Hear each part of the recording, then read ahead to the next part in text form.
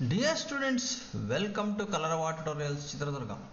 Students, ಈ ವಿಡಿಯೋದಲ್ಲಿ ನಾವು 8ನೇ ತರಗತಿಯ ಗಣಿತ ವಿಷಯಕ್ಕೆ ಸಂಬಂಧಪಟ್ಟಂತಹ ಈ ವರ್ಷ ಏನು ಪಬ್ಲಿಕ್ ಪರೀಕ್ಷೆ ನಡೀತಾ ಇದೆಯೋ ಆ ಪಬ್ಲಿಕ್ ಪರೀಕ್ಷೆಗೆ ಒಂದು ಪೂರ್ವ ಸಿದ್ಧತಾ ಪರೀಕ್ಷೆ ಅಂದರೆ ಪ್ರಿಪರೇಟರಿ ಎಕ್ಸಾಮ್ನ ಒಂದು ಕ್ವಶನ್ ಪೇಪರನ್ನು ನಾವು ನಿಮಗೆ ಆಗ್ತಾ ಇದ್ದೀವಿ.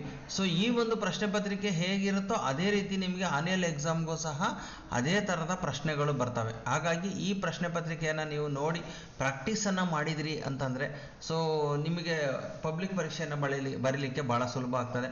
ಸೊ ಈ ಒಂದು ವಿಡಿಯೋದಲ್ಲಿ ನಾನು ಪೂರ್ಣ ವಿವರಣಾತ್ಮಕ ಉತ್ತರಗಳನ್ನು ನೀಡಿದ್ದೇನೆ. ಸುಮ್ಮನೆ ಯಾವುದೋ ಆಪ್ಷನ್ 1 ಆಪ್ಷನ್ 2 ಅಂತ ಕೊಟ್ಟಿಲ್ಲ.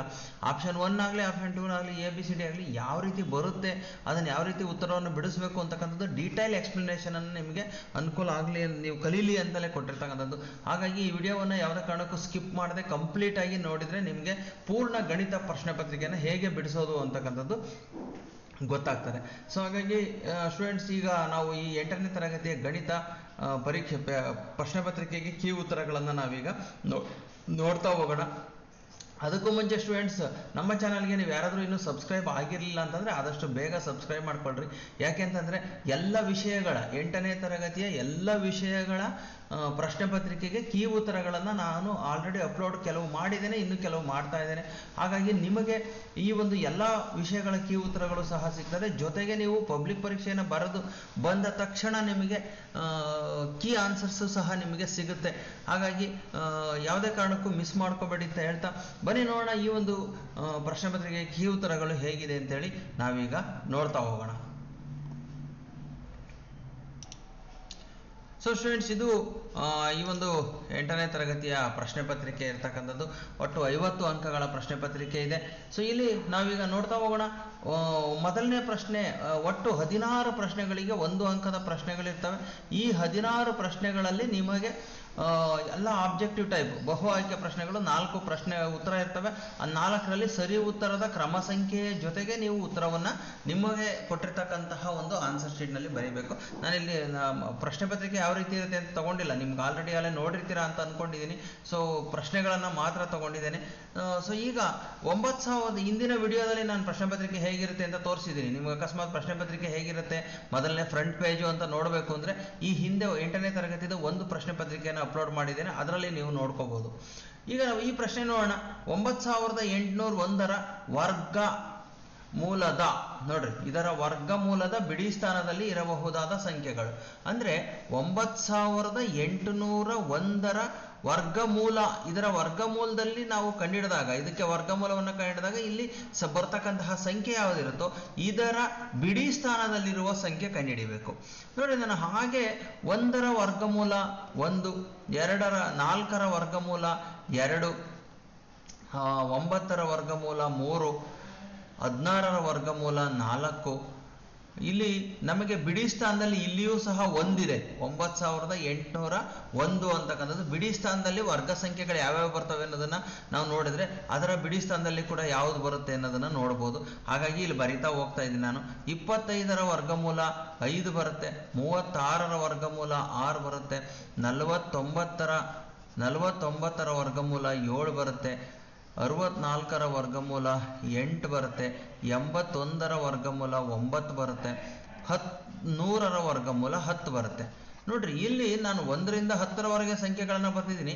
ಇದು ವರ್ಗ ಸಂಖ್ಯೆಗಳಿವು, ಇವು ವರ್ಗಮೂಲಗಳು. ನೀವು ನೋಡಿದ ತಕ್ಷಣ ಕಂಡುಹಿಡಿಯಬೇಕು, ಅದಕ್ಕೆ ಬರೆದು ತೋರಿಸ್ತಾ ಇರೋದು ನಾನು. ಇಲ್ಲಿ ನೋಡ್ರಿ, ವರ್ಗ ಸಂಖ್ಯೆಯ ಬಿಡಿ ಸ್ಥಾನದಲ್ಲಿ 1 ಇದ್ದಾಗ ವರ್ಗಮೂಲ ಬಿಡಿ ಸ್ಥಾನ 1 ಬರುತ್ತೆ. ಅದೇ ರೀತಿ ಮತ್ತೆ ಎಲ್ಲಿ ಬಂದಿದೆ ನೋಡ್ರಿ ವರ್ಗಮೂಲದಲ್ಲಿ, ಇಲ್ಲಿ ಸೊ ಇಲ್ಲ, ವರ್ಗಮೂಲದಲ್ಲಿ ಯಾವುದು ಸಹ ಒಂದಿಲ್ಲ. ಇಲ್ಲಿ ವರ್ಗ ಸಂಖ್ಯೆನಲ್ಲಿ 1 ಇರ್ತಕ್ಕಂಥದ್ದು ಇಲ್ಲಿ 81ರಲ್ಲಿದೆ. ವರ್ಗ ಸಂಖ್ಯೆನಲ್ಲಿ 1 ಮತ್ತೆ 81 ಇವೆರಡರಲ್ಲೂ ಸಹ ವರ್ಗಮೂಲದಲ್ಲಿ ನಮಗೆ ಯಾವ ಸಂಖ್ಯೆ ಬರುತ್ತಪ್ಪ ಅಂದರೆ 1 ಬರ್ಬೋದು. ವರ್ಗ ಸಂಖ್ಯೆನಲ್ಲಿ 1 ಇದೆ, ಇಲ್ಲೂ ವರ್ಗ ಸಂಖ್ಯೆನಲ್ಲಿ 1 ಇದೆ ಅಂದ್ರಿಂದ ಇಲ್ಲೂ ವರ್ಗ ಸಂಖ್ಯೆ ತಗೋಬೇಕು. ವರ್ಗ ಸಂಖ್ಯೆಯಲ್ಲಿ 1 ಮತ್ತು 81 ಎರಡರಲ್ಲೂ ಸಹ ಬರುತ್ತೆ. ಹಾಗಾದರೆ 1ನ್ನ ವರ್ಗಮೂಲ ತೆಗೆದ್ರೆ ಅದು 1 ಬರುತ್ತೆ. 81ರ ವರ್ಗಮೂಲ ಏನು ಬರುತ್ತೆ? 9. ಇವೆರಡೂ ಬರೋ ಚಾನ್ಸ್ ಇದೆ.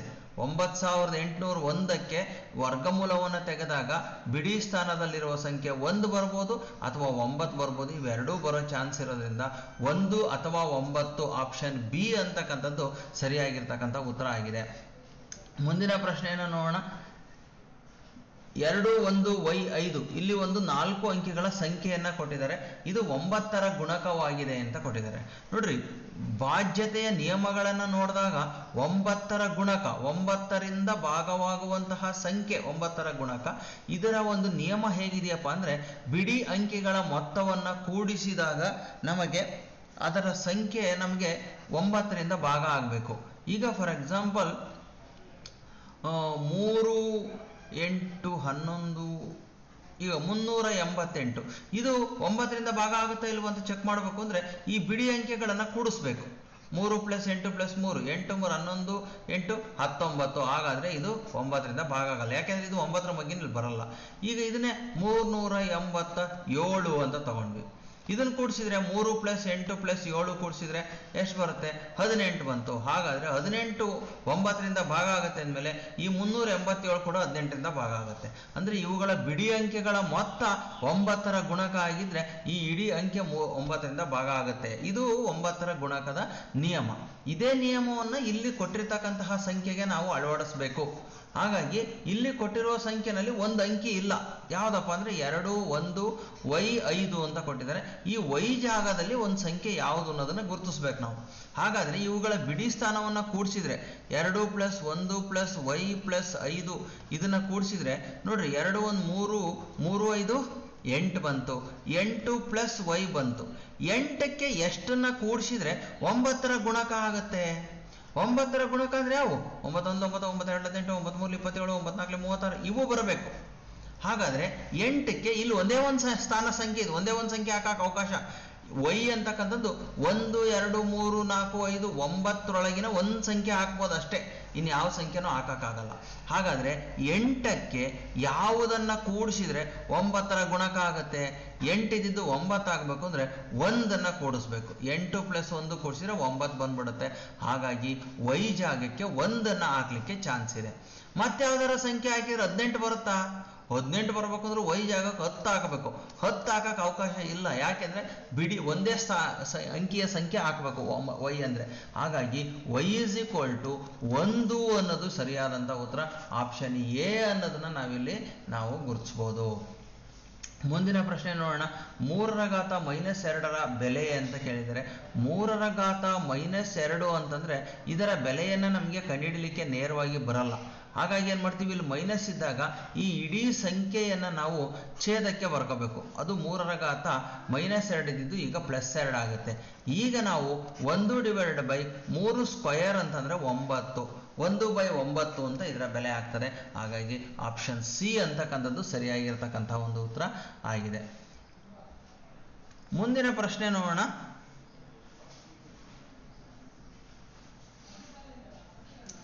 4ನೇ ಪ್ರಶ್ನೆ. x - 2 = 7 ಈ ಸಮೀಕರಣದಲ್ಲಿ x ನ ಬೆಲೆ ಅಂತ ಇದೆ. ಸೊ x - 2 = 7 ಅಂದಾಗ x ಬೆಲೆ ಕಂಡುಹಿಡಿಯಬೇಕು ಅಂದ್ರೆ ಈ -2ಅನ್ನ ಈಕ್ವಲ್ಸಿಂದ ಆ ಕಡೆ ಕಳಿಸ್ಬೇಕು. x ಅನ್ನ ಇಲ್ಲೇ ಉಳಿಸ್ಕೊಳ್ರಿ. =7 ಇದೆ. -2ಅನ್ನ ಆ ಕಡೆ ಕಳಿಸಿದ್ರೆ ಏನಾಗ್ತದೆ? +2 ಆಗುತ್ತೆ. ಸೊ ಆವಾಗ x = 9 ಅಂತಕ್ಕಂಥದ್ದು ಉತ್ತರ. Option C is the correct answer ಆಗಿದೆ. ಮುಂದಿನ ಪ್ರಶ್ನೆ ನೋಡೋಣ. 5 ಬಾಹುಗಳಿರುವ ನಿಯಮಿತ ಬಹುಭುಜದಲ್ಲಿ ಪ್ರತಿ ವರಕೋನದ ಅಳತೆ ಅಂತ ಕೊಟ್ಟಿದ್ದಾರೆ. 5 ಬಾಹು ಅಂತಂದ್ರೆ ಪಂಚಭುಜಾಕೃತಿ ಆಗುತ್ತೆ. ಈ ಪಂಚಭುಜಾಕೃತಿ ಇದರ ಪ್ರತಿ ವರಕೋನದ ಅಳತೆ ಅಂತ ಕೇಳಿದ್ದಾರೆ. ನೋಡ್ರಿ, ಯಾವಾಗಲೂ ಒಟ್ಟು ವರಕೋನಗಳ ಅಳತೆ ಒಟ್ಟು ಅಳತೆ = ಯಾವಾಗಲೂ 360 ಡಿಗ್ರಿಗೆ ಸಮ ಆಗಿರ್ತವೆ. ಇಲ್ಲಿ ಎಷ್ಟು ವರಕೋನ ಇದಾವೆ? 5 ಬಾಹು ಇದೆ ಅಂದ್ರೆ 5 ವರಕೋನಗಳಿದಾವೆ. ಇದರಲ್ಲಿ 5 ವರಕೋನಗಳಿದಾವೆ. ಹಾಗಾದ್ರೆ ಒಟ್ಟು 360 ಆದ್ರೆ 5 ವರಕೋನಗಳಲ್ಲಿ ಒಂದು ವರಕೋನದ ಮೊತ್ತ ಎಷ್ಟು? ಒಂದು ವರಕೋನದ ಅಳತೆ ಅಂದ್ರೆ 360 ಡಿಗ್ರಿನ /5 ಮಾಡಿದ್ರೆ ಸಿಕ್ಬಿಡ್ತದೆ. ಹಾಗಾಗಿ 5ರಿಂದ 5 7 35, 1 ಉಳಿತು 5 2 10, 72 ಡಿಗ್ರಿ ಅಂತಕ್ಕಂಥದ್ದು ಇಲ್ಲಿ ಈ ಒಂದು 5 ಬಾಹುಗಳಿರುವ ನಿಯಮಿತ ಬಹುಭುಜದ ವರಕೋನದ ಅಳತೆ ಆಗತ್ತೆ. ಮುಂದಿನ ಲೆಕ್ಕ ನೋಡೋಣ. ಇಲ್ಲಿ -19/29 ಇಂಟು 29/-19 ಇಲ್ಲಿ ಇದರಲ್ಲಿ ಬಳಸಲಾಗಿರುವ ಗುಣಾಕಾರದ ಲಕ್ಷಣ ಯಾವುದು ಅಂತಂದಾಗ ನೋಡ್ರಿ, ಯಾವುದೇ ಎರಡು ಸಂಖ್ಯೆಗಳನ್ನು ಗುಣಿಸಿದಾಗ ನಮಗೆ ಉತ್ತರ 1 ಬಂತು ಅಂದರೆ, ಉತ್ತರ ನಮಗೆ 1 ಬಂತು ಅಂತಂದಾಗ ನಾವು ಇದನ್ನ ಯಾವ ಗುಣ ಅಂತ ಕರಿತೀವಿ? ಯೋಚನೆ ಮಾಡ್ರಿ, ಯಾವ ಗುಣ ಅಂತ ಕರಿತೀವಿ? ಸೊ ಇಲ್ಲಿ ನಾವು ನೋಡಬೇಕಾಗಿರ್ತಕ್ಕಂಥ ಅಂಶ ಏನಪ್ಪ ಅಂದರೆ, ಯಾವುದಾದರೂ ಒಂದು ಸಂಖ್ಯೆಗೆ ಮತ್ತೊಂದು ಸಂಖ್ಯೆಯನ್ನು ಗುಣಿಸಿದಾಗ ಉತ್ತರ 1 ಬರ್ತಾ ಇದೆ ಅಂದರೆ ಈ ಸಂಖ್ಯೆಗೆ ಇದು ವಿಲೋಮ ಅಂಶ ಆಗಿದೆ ಗುಣಾಕಾರದಲ್ಲಿ. ಅದೇ ರೀತಿ ಒಂದು ಸಂಖ್ಯೆಗೆ ಮತ್ತೊಂದು ಸಂಖ್ಯೆಯನ್ನು ಕೂಡಿಸಿದ್ರೆ ಇಲ್ಲಿ 0 ಬಂತು ಅಂದರೆ ಅದು ಸಹ ವಿಲೋಮ ಅಂಶ ಆಗಿರುತ್ತೆ. ಹಾಗಾಗಿ ಇಲ್ಲಿ ಇದು ಗುಣಾಕಾರದ ವಿಲೋಮ, ಈ ಸಂಖ್ಯೆಗೆ ಇದು ಗುಣಾಕಾರದ ವಿಲೋಮ ಆಗಿದೆ. ಗುಣಾಕಾರದ ವಿಲೋಮ ಅಂಶ ಅಂತಕ್ಕಂಥದ್ದು ಸರಿಯಾದಂತಹ ಉತ್ತರ.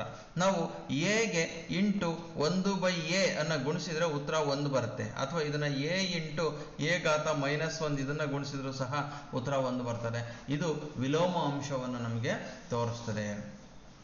ಅದೇ ರೀತಿ a + -a ಕೂಡಿಸಿದ್ರೆ ನಮಗೆ ಉತ್ತರ 0 ಬರುತ್ತೆ, ಇದು ಸಂಕಲನದ ವಿಲೋಮಾಂಶ ಬರ್ತದೆ, ಇದು ಗುಣಾಕಾರದ ವಿಲೋಮಾಂಶ ಬರ್ತದೆ. ಸೊ ನೆಕ್ಸ್ಟ್ ಮುಂದಿನ ಪ್ರಶ್ನೆಯನ್ನು ನೋಡೋಣ.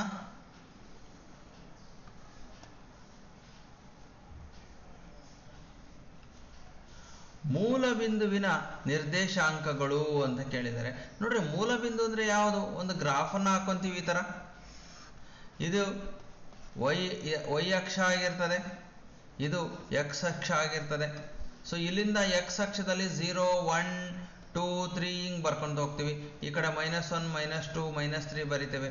ಮೇಲ್ಗಡೆ 1 +1 +2 +3 +4 ಬರ್ಕೊಂಡು ಹೋಗ್ತೀವಿ. ಕೆಳಗಡೆ -1 -2 -3 ಈ ತರ ಬರಿತಾ ಬರ್ತೀವಿ.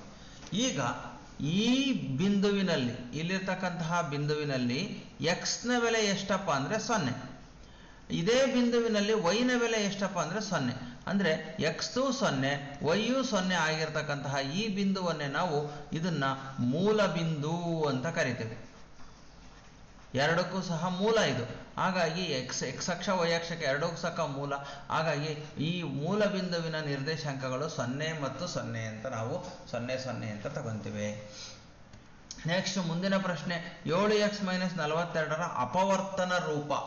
ಅಪವರ್ತನಗಳನ್ನು ಕಂಡುಹಿಡಿಬೇಕು. ಸೊ ಅಪವರ್ತನ ರೂಪ ಅಂದ್ರೆ ಆಕ್ಚುಲಿ ನಾವು 7x - 42ನ್ನ ಯಾವ ರೀತಿ ಬಿಡಿಸ್ತೀವಪ್ಪ ಅಂದ್ರೆ 7 × x ಅಂತ ಬರಿತೀವಿ. -42ನ್ನ 7 × 6 ಅಂತ ಬಿಡಿಸ್ಬೋದು. ಎರಡರಲ್ಲೂ 7 ಕಾಮನ್ ಇದೆ, 7ನ್ನ ಕಾಮನ್ ತೆಗೆದ್ರೆ ಇಲ್ಲಿ x ಉಳಿತು, ಮೈನಸ್ ಇಲ್ಲಿ 6 ಉಳಿತು. ಹಾಗಾಗಿ 7 ಮತ್ತು x - 6 ಇವೆರಡೂ ಸಹ ಇಲ್ಲಿ ನಮಗೆ ಅಪವರ್ತನಗಳಾಗಿರ್ತವೆ. ಆಪ್ಷನ್ ಎ ಅನ್ನೋದು ಸರಿಯಾದಂತಹ ಉತ್ತರ ಆಗಿದೆ. ಮುಂದಿನ ಪ್ರಶ್ನೆ ನೋಡೋಣ. ಇವುಗಳಲ್ಲಿ ತ್ರಿಪದೋಕ್ತಿಯನ್ನ ಗುರುತಿಸಿ ಅಂತ ಇದೆ. ನೋಡ್ರಿ, ಇಲ್ಲಿ ಎರಡೇ ಪದ ಇದಾವೆ, ಇದು ದ್ವಿಪದೋಕ್ತಿ ಆಗುತ್ತೆ. ಇಲ್ಲಿ 3 ಪದಗಳಿದಾವೆ, ಬೇರೆ ಬೇರೆ ಪದಗಳಿರ್ಬೇಕು, ಸಜಾತಿಯ ಪದಗಳಿರಬಾರ್ದು. ಇದು ತ್ರಿಪದೋಕ್ತಿ ಆಗುತ್ತೆ. PQR ಇದಿಷ್ಟು ಒಂದೇ ಪದ, ಇದು ಏಕಪದೋಕ್ತಿ ಆಗುತ್ತೆ ಇದು. ಸೊ ಇಲ್ಲಿ ಸಹ ಇದು ದ್ವಿಪದೋಕ್ತಿ ಆಗುತ್ತೆ, ಇದು ತ್ರಿಪದೋಕ್ತಿ ಆಗಲ್ಲ. ಹಾಗಾಗಿ ಇಲ್ಲಿ ತ್ರಿಪದೋಕ್ತಿ ಇದ್ರೆ ಆಪ್ಷನ್ ಬಿ ಮಾತ್ರ, 3 ಪದಗಳು ಪ್ಲಸ್ ಅಥವಾ ಮೈನಸ್ ಇಂದ ಬೇರ್ಪಟ್ಟಿರಬೇಕು, ಅದನ್ನ ನಾವು ತ್ರಿಪದೋಕ್ತಿ ಅಂತ ಕರಿತೇವೆ. ಮುಂದಿನ ಒಂದು ಪ್ರಶ್ನೆಯನ್ನು ನೋಡೋಣ. 8ರ ಘನ. ಘನ ಅಂದ್ರೇನು? 3 ಸಲ ಗುಣಿಸ್ಬೇಕು. 8 × 8 × 8 3 ಸಲ ಗುಣಿಸ್ಬೇಕು. 8 8 64 ಇಂಟು ಮತ್ತೆ 8 8 ಹಾಕ್ಲಿ 32 3 8 ಹಾಕ್ಲಿ 48 3 51 512 ಅನ್ನೋದು 8ರ ಘನ ಆಗಿದೆ. ನೆಕ್ಸ್ಟ್ ಮುಂದಿನ ಪ್ರಶ್ನೆ ನೋಡೋಣ. 1 ರಿಂದ 6ರವರೆಗೆ 6 ಎಂಬುದು ಒಂದು ಮುಖದ ಮೇಲೆ ಒಂದು ಸಂಖ್ಯೆ ಬರೆದಿರುವ ದಾಳವನ್ನು ಒಮ್ಮೆ ಉರುಳಿಸಿದಾಗ, ನೋಡ್ರಿ, ಒಂದು ದಾಳವನ್ನು ಉರುಳಿಸಿದಾಗ ಅಂದ್ರೆ ಆ ದಾಳ ಈ ತರ ಕ್ಯೂಬ್ ಇದ್ದಂಗೆ ಇರುತ್ತೆ, ಹೌದಾ? ಈ ತರ ಕ್ಯೂಬ್ ಇದ್ದಂಗೆ. ಸೊ ಇದ್ರ ಮೇಲೆ 1, ಇದ್ರ ಮೇಲೆ 2, ಇದ್ರ ಮೇಲೆ 3, ಆ ಕಡೆ 4, ಕೆಳಗಡೆ 5, ಹಿಂದ್ಗಡೆ 6, ಒಟ್ಟು 6 ಸಂಖ್ಯೆ ಬರ್ದಿರ್ತಾರೆ. ಇದನ್ನ ಉರುಳಿಸಿದಾಗ ನಮಗೆ ಬರ್ತಕ್ಕಂತಹ ಒಟ್ಟು ಫಲಿತಾಂಶ ಏನೇನೆಲ್ಲ ಸಾಧ್ಯತೆ ಇದೆ ಬರೋದಕ್ಕೆ? 1 ಬಿಡ್ಬೋದು ಮೇಲ್ಗಡೆ, ಇಲ್ಲಿ ಮೇಲೆ ಬರ್ತಕ್ಕಂಥ ಸಂಖ್ಯೆ 2 ಆಗ್ಬೋದು, 3 ಆಗ್ಬೋದು, 4 ಆಗ್ಬೋದು, 5 ಆಗ್ಬೋದು, 6 ಆಗ್ಬೋದು. ಸೊ ಇವಿಷ್ಟರಲ್ಲಿ ಯಾವುದಾದ್ರೂ ಒಂದು ಸಂಖ್ಯೆ ಬರುತ್ತೆ. ಹಾಗಾದ್ರೆ ಇದು ಎನ್ ಆಫ್ ಎಸ್ ಒಟ್ಟು ಎಷ್ಟಾಯ್ತಪ್ಪ ಅಂದ್ರೆ ಒಟ್ಟು ಸಾಧ್ಯತೆಗಳು 6 ಆಯ್ತು. ಈಗ ಅವರು ಸಂಭವನೀಯತೆ ಯಾವುದು ಕೇಳಿದಾರಪ್ಪ ಅಂದ್ರೆ ಫಲಿತಾಂಶ 5 ಪಡೆಯುವ ಸಂಭವನೀಯತೆ. 5 ಅಂತಂದ್ರೆ 5 ಒಂದು ಸಲ ಮಾತ್ರ ಬರುತ್ತೆ. ಹಾಗಾಗಿ ಎನ್ ಆಫ್ ಇ ಅಂದ್ರೆ ಇದು ಒಂದೇ ಒಂದು. ಹಾಗಾದ್ರೆ ಪ್ರಾಬಬಿಲಿಟಿ ಸಂಭವನೀಯತೆ P of E is equal to ಇದನ್ನ N of E divided by N of S ಅಂತ ಬರಿತೇವೆ. ಎನ್ ಆಫ್ ಇ ಅಂತಂದ್ರೆ 1 ಡಿವೈಡೆಡ್ ಬೈ 6 ಅಂತಕ್ಕಂಥದ್ದು ಸರಿಯಾದಂಥ ಉತ್ತರ. ಆಪ್ಷನ್ ಡಿ ಇಲ್ಲಿ ಕರೆಕ್ಟ್ ಆಗಿರ್ತಕ್ಕಂಥ ಉತ್ತರ ಆಗಿದೆ. ಇವುಗಳಲ್ಲಿ ಯಾವುದು ವಿಲೋಮ ಅನುಪಾತವನ್ನು ಸೂಚಿಸುತ್ತದೆ? ನೋಡ್ರಿ, ವಿಲೋಮ ಅನುಪಾತವನ್ನು ಸೂಚಿಸುತ್ತೆ ಅಂತಂದ್ರೆ ಯಾವುದನ್ನು ನಾವು ಅಂಶವನ್ನು ಛೇದವನ್ನಾಗಿ ಛೇದವನ್ನು ಅಂಶವನ್ನಾಗಿ ಬರಿತೇವೋ ಅದು ವಿಲೋಮಾನುಪಾತವನ್ನು ಆಕ್ಚುಲಿ ಸೂಚಿಸಬೇಕು. ಹಾಗಾಗಿ ಇಲ್ಲಿ ನೋಡೋಣ ಯಾವುದರಲ್ಲಿ ವಿಲೋಮಾನುಪಾತಗಳನ್ನು ಬರೆದಿದ್ದಾರೆ ಅಂತಕ್ಕಂಥದ್ದನ್ನು ಚೆಕ್ ಮಾಡೋಣ. ನೋಡಿ, ನಾವು ಅನುಪಾತವನ್ನು ಯಾವ ರೀತಿ ಬರಿತೇವಪ್ಪ ಅನ್ನೋ ಅನುಪಾತ ಬರ್ಕೋಬೇಕಾದ್ರೆ x1 ಇಲ್ಲಿ x1 y1 ಅಂತ ಬರ್ತದೆ. ಅದೇ ರೀತಿ ಇದು x2 y2 ಅಂತ ಬರ್ತದೆ. ಅಂದರೆ ಒಂದೇ ರೀತಿಯ ಅಂಶಗಳು ಇಲ್ಲಿ ಬರ್ತವೆ, ಇಲ್ಲಿ ಒಂದೇ ರೀತಿಯ ಅಂಶಗಳು ಬರ್ತವೆ. ಸೊ ಈಗ ನಾವು ಅನುಪಾತ ಬರೀಬೇಕಾದ್ರೆ ಒಂದೇ ರೀತಿಯ ಅಂಶಗಳನ್ನು ಇಲ್ಲಿ ಅನುಪಾತ ಮತ್ತು ಇದಕ್ಕೆ ಅನುಪಾತ ಬರಿತೀವಿ. ಈಗ ನಾವು ಸಾಮಾನ್ಯವಾಗಿ ನೇರ ಅನುಪಾತ ಬರೀಬೇಕಾದ್ರೆ x1 divided by x2 is equal to y1 divided by y2. ಇದು ನೇರ ಅನುಪಾತವನ್ನು ಬರೀತಕ್ಕಂತಹ ರೀತಿ. ಇದು ನೇರ ಅನುಪಾತ ಬರೀತಕ್ಕಂಥದ್ದು. ಇದನ್ನ ವಿಲೋಮಾನುಪಾತ ಬರೀಬೇಕು ಅಂದ್ರೆ ಹೆಂಗ್ ಬರೀಬೇಕು? x1 ಡಿವೈಡೆಡ್ ಬೈ x2 ಬರೆದು ಈಸ್ ಈಕ್ವಲ್ ಟು ಇದನ್ನ ಈ ತರ ಬರೆದಾಗ ವಿಲೋಮಾನುಪಾತವನ್ನು ಇನ್ನೊಂದನ್ನ ಉಲ್ಟಾ ಬರೀಬೇಕು. ಅಂದ್ರೆ y2 ಡಿವೈಡೆಡ್ ಬೈ y1 ಅಂತ ಬರಿತೀವಿ ನಾವು. ಹಾಗಾಗಿ ಇಲ್ಲಿ ನಾವು ಗುರುತಿಸ್ತಕ್ಕಂಥ ಉತ್ತರ x1 by x2 is equal to y2 by y1 ಬೇಕು. ನಮಗೆ ಆಪ್ಷನ್ ಸಿ ನಲ್ಲಿರ್ತಕ್ಕಂಥದ್ದು ಸರಿಯಾದಂತಹ ಉತ್ತರ ಆಗಿದೆ. ಮುಂದಿನ ಪ್ರಶ್ನೆಯನ್ನು ನೋಡೋಣ.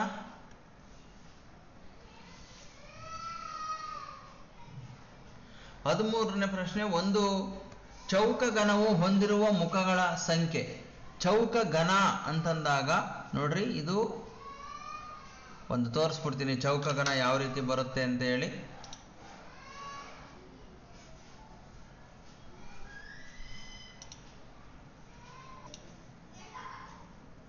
ಸೊ ಇಲ್ಲಿ ಸ್ಟೂಡೆಂಟ್ಸ್ ನೋಡ್ರಿ, ಇದು ಚೌಕ ಘನ. ಸೊ ಮುಖ ಅಂತಂದ್ರೆ ಈ ಭಾಗ ಏನಿದೆಯಲ್ಲ ಇದನ್ನ ಒಂದು ಮುಖ ಅಂತ ಕರಿತೇವೆ ನಾವು. ಹಾಗಾಗಿ ಇಲ್ಲಿ ಒಂದು ಮುಖ ಇದೆ. ಸೊ ಇದು ಎರಡನೇ ಮುಖ, ಇದು ಮೂರನೇ ಮುಖ. ಈ ಭಾಗದಲ್ಲಿರ್ತಕ್ಕಂಥದ್ದು ಆ ಕಡೆ ನಾಲ್ಕನೇ ಮುಖ, ಈ ಕೆಳಗಡೆ ಭಾಗದಲ್ಲಿರ್ತಕ್ಕಂಥದ್ದು ಐದನೇ ಮುಖ, ಈ ಕಡೆ ಇರ್ತಕ್ಕಂಥದ್ದು ಆರನೇ ಮುಖ. ಒಟ್ಟು ಇದನ್ನ ಕರೆಕ್ಟಾಗಿ ತಿರುಗಿಸಿ ಹೇಳಿದ್ರೆ 6 ಮುಖಗಳು ನಮಗೆ ಕಾಣ್ತದೆ. ಸೊ ಹಾಗಾಗಿ ಚೌಕ ಘನದಲ್ಲಿ ಒಟ್ಟು ಎಷ್ಟು ಮುಖಗಳಿದಾವಪ್ಪ ಅಂತಂದ್ರೆ 6 ಮುಖಗಳಿದಾವೆ. ಆಪ್ಷನ್ ಅನ್ನು ನೋಡೋಣ. ಸೊ ಇಲ್ಲಿ ನಾವು ಆಪ್ಷನ್ ಅನ್ನು ನೋಡಿದಾಗ ಇಲ್ಲಿ ಒಟ್ಟು 6 ಮುಖಗಳಿದೆ. ಹಾಗಾಗಿ ಆಪ್ಷನ್ ಸಿ ಅಂತಕ್ಕಂಥದ್ದು ಸರಿಯಾದಂಥ ಉತ್ತರ. 1a ಇಂಟು ಎ ನಲ್ಲಿ ಎ ಅಕ್ಷರದ ಬೆಲೆ ಅಂತ ಕೊಟ್ಟಿದ್ದಾರೆ. ನೋಡ್ರಿ, 1 ಕೊಟ್ಟಿದ್ದಾರೆ, ಇದರ ಪಕ್ಕದಲ್ಲಿ ಎ ಇದೆ, ಇಂಟು ಎ ಇದನ್ನ ಗುಣಿಸಿದಾಗ ಎ ಅಕ್ಷರದ ಬೆಲೆ ಎಷ್ಟು ಬರುತ್ತೆ ಅಂತ. ಸೊ ಹಾಗಾಗಿ 1a ಇಂಟು ಎ ಇದನ್ನು ನಾವು ಗುಣಿಸ್ಬೇಕು ಅಂತಂದಾಗ ಇಲ್ಲಿ ಯಾವ ಸಂಖ್ಯೆ ಬರಲಿಕ್ಕೆ ಸಾಧ್ಯತೆ ಇದೆ ಅಂತಕ್ಕಂಥದ್ದನ್ನ ನೋಡ್ಬೇಕೀಗ. ನೋಡೋಣ. ಸೊ ಇಲ್ಲಿ ಆಕ್ಚುಲಿ ಈ ಪ್ರಶ್ನೆನಲ್ಲಿ ಏನೋ ತಪ್ಪಿರಾಗಿದೆ. ಹಾಗಾಗಿ 1a ಇಂಟು ಎ ಅಂತ ಕೊಟ್ಟಾಗ ಇಲ್ಲಿ ಕೊಟ್ಟ ಮೇಲೆ 1a ಇಂಟು ಎ ಕೊಟ್ಟ ಮೇಲೆ ಉತ್ತರ ಕೊಡ್ಬೇಕಾಗಿತ್ತು ಇಲ್ಲಿ ಎಷ್ಟು ಬರಬೇಕು ಅಂತ. ಈ ಉತ್ತರ ಕೊಟ್ಟರೆ ಏನ ಬೆಲೆಯನ್ನು ಕಂಡುಹಿಡಿಬೋದಾಯಿತು. ನೋಡ್ರಿ, ಎಗೆ ಅಕಸ್ಮಾತ್ 1 ಕೊಟ್ಟರೆ 1 ಇಂಟು 1 ಈಸ್ ಈಕ್ವಲ್ ಟು 11 ಬರುತ್ತೆ. ಅಕಸ್ಮಾತ್ ಎಗೆ 2 ಕೊಟ್ಟರೆ 12 ಇಂಟು 2 ಈಸ್ ಈಕ್ವಲ್ ಟು 24 ಬರುತ್ತೆ. ಎಗೆ 3 ಕೊಟ್ವಿ ಅಂತಂದರೆ 13 ಇಂಟು 3 13 39 ಬರುತ್ತೆ. ಸೊ ಏನೋ ಒಂದು ಉತ್ತರ ಇಲ್ಲಿ ಕೊಡಬೇಕಾಗಿತ್ತು. ಇದು ಕೊಟ್ಟಿದ್ರೆ ನಾವು ಇದನ್ನು ಕಂಡುಹಿಡಿಬೋದಾಯಿತು ಎ ಬೆಲೆಯನ್ನು. ಹಾಗಾಗಿ ಎಗೆ ಯಾವ ಬೆಲೆ ಹಾಕಬೇಕು ಅಂತಕ್ಕಂಥದ್ದು ಇಲ್ಲಿ ಸರಿಯಾದಂತಹ ನಿರ್ದಿಷ್ಟತೆ ಇಲ್ಲ. ಹಾಗಾಗಿ ಈ ಪ್ರಶ್ನೆಯಲ್ಲೇ ಏನೋ ಸ್ವಲ್ಪ ಮಿಸ್ಟೇಕ್ ಇದೆ. ಈ ಪ್ರಶ್ನೆನ ಸರಿಯಾಗಿ ಉತ್ತರವನ್ನು ಬರೆಯೋಕ್ಕಾಗಲ್ಲ. ನೆಕ್ಸ್ಟ್ ಮುಂದಿನ ಪ್ರಶ್ನೆ ನೋಡೋಣ. 405000 ಇದರ ಸಾಮಾನ್ಯ ರೂಪ ಯಾವುದು? ವೈಜ್ಞಾನಿಕ ಸಂಕೇತ ರೂಪ. ನೋಡ್ರಿ, ವೈಜ್ಞಾನಿಕ ಸಂಕೇತ ರೂಪವನ್ನು ಬರೀಬೇಕಾದ್ರೆ 405000 0 0 4 0 ಇದಾವೆ ಇದ್ರ ಮುಂದೆ. ಈಗ ನಾವು ಏನು ಮಾಡ್ತೀವಪ್ಪ ಅಂದರೆ ಬಿಂದು ಇಲ್ಲಿರುತ್ತೆ ಅಂತ ಅರ್ಥ. ಈ ಬಿಂದುವನ್ನು ನಾವು ಇಲ್ಲಿಗೆ ತರಬೇಕು, ಮೊದಲನೇ ಸಂಖ್ಯೆಯ ಪಕ್ಕಕ್ಕೆ ತರಬೇಕು. ಎಷ್ಟು ಸ್ಥಾನವನ್ನು ಮುಂದಕ್ಕೆ ತರ್ತೀವಿ ಅಂತಕ್ಕಂಥದ್ದು ಇಂಪಾರ್ಟೆಂಟು. ಇಲ್ಲಿಂದ 1 2 3 4 5 6 ಸ್ಥಾನವನ್ನು ಇಲ್ಲಿ ತರ್ತಾ ಇದ್ದೀವಿ. ಹಾಗಾಗಿ ಮೊದಲನೇ ಸಂಖ್ಯೆಯನ್ನು ಬರೆದು ಬಿಂದುವನ್ನು ಇಟ್ಟು ಆಮೇಲೆ ಇಲ್ಲಿ 5 ಇರೋದ್ರಿಂದ 4.05 ಬರ್ಕೋಬೋದು ನಾವು. ಇಂಟು ಎಷ್ಟು ಸ್ಥಾನ ಈ ಕಡೆ ತಂದು ಅಷ್ಟು ಬರೀಬೇಕು. 1 2 3 4 5 6 6 ಸ್ಥಾನ ತಂದಿದ್ದೀವಿ. ಹಾಗಾಗಿ ಇದನ್ನು 10⁻6 ಅಂತೇಳಿ ನಾವು ಬರೀಬೋದು. ಹಾಗಾಗಿ 4.05 ಇಂಟು 10⁻6 ಅಂತಕ್ಕಂಥದ್ದು ಉತ್ತರ ಬಿ ಇದೆ. ಹಾಗಾಗಿ ಆಪ್ಷನ್ ಬಿ ಅಂತಕ್ಕಂಥದ್ದು ಸರಿಯಾದಂಥ ಉತ್ತರ ಆಗಿದೆ. ಮುಂದಿನ ಪ್ರಶ್ನೆಯನ್ನು ನೋಡೋಣ. ತನ್ನ ಋಣಾನುಭವಕ್ಕೆ ತಾನೇ ಸಮನಾಗಿರುವ ಭಾಗಲಬ್ಧ ಸಂಖ್ಯೆ ಯಾವುದು? ತನ್ನ ಋಣಾನುಭವಕ್ಕೆ ತಾನೇ ಸಮನಾಗಿರುವ ಭಾಗಲಬ್ಧ ಸಂಖ್ಯೆ ಅಂದರೆ ಅದರ ಋಣ ಸಂಖ್ಯೆಗೂ ಅದು ಸಮನಾಗಿರಬೇಕು. ಯಾವ್ದು ಸಮನಾಗಿರ್ತದೆ? 1ರ ಋಣ ಸಂಖ್ಯೆ ಅಂತಂದರೆ 1 ಅನ್ನೋದ್ರ ಇದರ ಋಣ ಸಂಖ್ಯೆ -1 ಆಗುತ್ತೆ, ಇದು ಸಮ ಆಗಲ್ಲ. -1ರ ಋಣ ಸಂಖ್ಯೆ ಅಂದರೆ 1 ಆಗುತ್ತೆ, ಇದು ಸಮ ಆಗಲ್ಲ. 0ಗೆ ಋಣ ಸಂಖ್ಯೆನೂ ಇಲ್ಲ, ಧನ ಸಂಖ್ಯೆನೂ ಇಲ್ಲ, ಇರೋದು ಒಂದೇ ಸಂಖ್ಯೆ. ಹಾಗಾಗಿ ಋಣ ಸಂಖ್ಯೆ ತಾಂಡ್ರೂ ಅಷ್ಟೇ, ಧನ ಸಂಖ್ಯೆ ತಾಂಡ್ರೂ ಅಷ್ಟೇ, ಅದು ಸಮನಾಗಿರ್ತಕ್ಕಂಥದ್ದು ಅದು 0 ಮಾತ್ರ. ಹಾಗಾಗಿ 5ಕ್ಕೂ ಸಹ -5 ಅನ್ನೋದು ಋಣ ಸಂಖ್ಯೆ ಬರುತ್ತೆ, ಸಮ ಆಗಲ್ಲ. ಸೊ 0 ಮಾತ್ರ ಸಾಧ್ಯ. ಸೊ ಈಗ ನೋಡ್ರಿ, ನೆಕ್ಸ್ಟ್ 2ನೇ ಮೇನ್ಗೆ ಹೋಗೋಣ. ಕೆಳಗಿನ ಪ್ರಶ್ನೆಗಳಿಗೆ ಉತ್ತರಿಸಿ ಅಂತ ಈ ಲೆಕ್ಕಗಳನ್ನು ಬಿಡಿಸ್ಬೇಕು ಅಂದರೆ ಇಲ್ಲಿ ಜಾಗ ಸಾಕಾಗೋದಿಲ್ಲ. ಹಾಗಾಗಿ ನಾನು ಇದನ್ನು ಪವರ್ ಪಾಯಿಂಟಲ್ಲಿ ತಗೋತಾ ಇದ್ದೀನಿ, ಅಲ್ಲಿ ನಿಮಗೆ ಬಿಡಿಸಿ ಎಕ್ಸ್ಪ್ಲೈನ್ ಮಾಡ್ತಾ ಹೋಗ್ತೀನಿ. ಈಗ ನೋಡ್ತಾ ಹೋಗೋಣ ಈ ಒಂದು ಸೆಕೆಂಡ್ ಮೈನ್ 1 ಅಂಕದ ಸರಳ ಉತ್ತರದ ಪ್ರಶ್ನೆಗಳು ಯಾವ ರೀತಿ ಇದೆ ಅಂತೇಳಿ.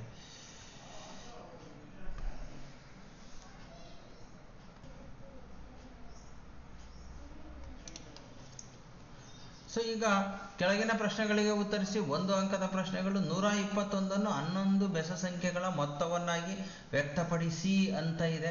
ಸೊ ಇಲ್ಲಿ 11 ಬೆಸ ಸಂಖ್ಯೆಗಳ ಮೊತ್ತ ಅಂತಂದಾಗ ನಾವು ಯಾವಾಗಲೂ ಸಹ ನೋಡ್ರಿ, ಇಲ್ಲಿ ಎಷ್ಟು ಬೆಸ ಸಂಖ್ಯೆಗಳನ್ನು ಕೊಟ್ಟಿರ್ತಾರೋ 11 ಬೆಸ ಸಂಖ್ಯೆಗಳ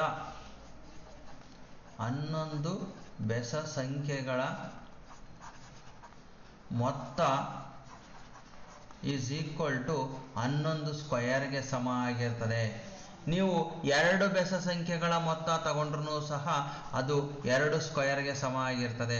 3 ಬೆಸ ಸಂಖ್ಯೆಗಳ ಮೊತ್ತ ತಗೊಂಡ್ರೂ ಸಹ ಅದು 3 ಸ್ಕ್ವಯರ್ಗೆ ಸಮನಾಗಿರ್ತದೆ. 1 ಬೆಸ ಸಂಖ್ಯೆಯ ಮೊತ್ತ 1 ಸ್ಕ್ವಯರ್ಗೆ ಸಮನಾಗಿರ್ತದೆ. ಚೆಕ್ ಮಾಡೋಣ ಬೇಕಾರೆ. 2 ಸ್ಕ್ವಯರ್ ಅಂದರೆ 4. 2 ಬೆಸ ಸಂಖ್ಯೆಗಳು ಅಂದರೆ ಯಾವುದು? 1 + 3 ಕೂಡಿಸಿದ್ರೆ 4 ಬರುತ್ತೆ. ನೋಡ್ರಿ, 2 ಬೆಸ ಸಂಖ್ಯೆಗಳ ಮೊತ್ತ 2 ಸ್ಕ್ವಯರ್ಗೆ ಸಮ. 3 ಬೆಸ ಸಂಖ್ಯೆಗಳ ಮೊತ್ತ 3 ಸ್ಕ್ವಯರ್ಗೆ ಸಮ. ಅಂದರೆ 3 ಸ್ಕ್ವಯರ್ ಅಂದರೆ 9. 3 ಬೆಸ ಸಂಖ್ಯೆಗಳು ಯಾವುದು? 1 + 3 + 5 = 9. ಅಂದರೆ ಎಷ್ಟು ಬೆಸ ಸಂಖ್ಯೆಗಳನ್ನು ತಗೊಂತೀವೋ ಅದು ಅಷ್ಟು ಬೆಸ ಸಂಖ್ಯೆಗಳ ಅಂಕಿಯ ವರ್ಗಕ್ಕೆ ಸಮನಾಗಿರ್ತದೆ. ಹಾಗಾಗಿ 11 ಬೆಸ ಸಂಖ್ಯೆಗಳ ಮೊತ್ತ = 11 ಸ್ಕ್ವಯರ್ ಆಗುತ್ತೆ. 11 ಬೆಸ ಸಂಖ್ಯೆಗಳು ಅಂದರೆ ಯಾವುವು? 1 + 3 + 5 + 7 + 9 + 11 + 13 ಪ್ಲಸ್ ಎಷ್ಟದು? 3 3 6 7 15 + 17 ಇವು 9 ಬೆಸ ಸಂಖ್ಯೆಗಳದು. ಇದರ ಮೊತ್ತ 11 ಸ್ಕ್ವಯರ್ ಅಂದರೆ 121. ಇದನ್ನು ಬೇಕಾದ್ರೆ ಕೂಡಿ ನೋಡ್ರಿ, ಅದು 121ಕ್ಕೆ ಸಮ ಆಗಿರುತ್ತೆ. ಕೂಡಿಸಿದ್ರೆ 121 = 121 ಬರುತ್ತೆ. ಇದು ಮೊತ್ತವನ್ನಾಗಿ ಬರೆದಿರ್ತಕ್ಕಂಥದ್ದು. ನೆಕ್ಸ್ಟ್ ಮುಂದಿನ ಸಂಖ್ಯೆಯನ್ನು ನೋಡೋಣ. ಸಮಾಂತರ ಚತುರ್ಭುಜದ ABCDಯಲ್ಲಿ ಕೋನ X ನ ಅಳತೆ. ನೋಡ್ರಿ, ಇದು ಸಮಾಂತರ ಚತುರ್ಭುಜ. ಸೊ ಇಲ್ಲಿ ಸಮಾಂತರ ಚತುರ್ಭುಜದಲ್ಲಿ ಏನಾಗಿರ್ತದಪ್ಪ ಅಂತಂದ್ರೆ ಅಭಿಮುಖ ಕೋನಗಳು ಸಮ ಆಗಿರ್ತವೆ. ಯಾವುವು? ಅಭಿಮುಖ ಕೋನಗಳು. ಕೋನ D ಅನ್ನೋದು ಕೋನ B ಗೆ ಸಮ, ಕೋನ C ಅನ್ನೋದು ಕೋನ A ಗೆ ಸಮ ಆಗಿರುತ್ತೆ. ಆದರೆ ಪಾರ್ಶ್ವಕೋನಗಳ ಮೊತ್ತ, ಸಮಾಂತರ ಚತುರ್ಭುಜದಲ್ಲಿ ಪಾರ್ಶ್ವಕೋನಗಳ ಮೊತ್ತ, ಪಾರ್ಶ್ವಕೋನಗಳು ಅನ್ನೋದಿಲ್ಲ, ಅದನ್ನ ಒಂದೇ ನಿಮಿಷ.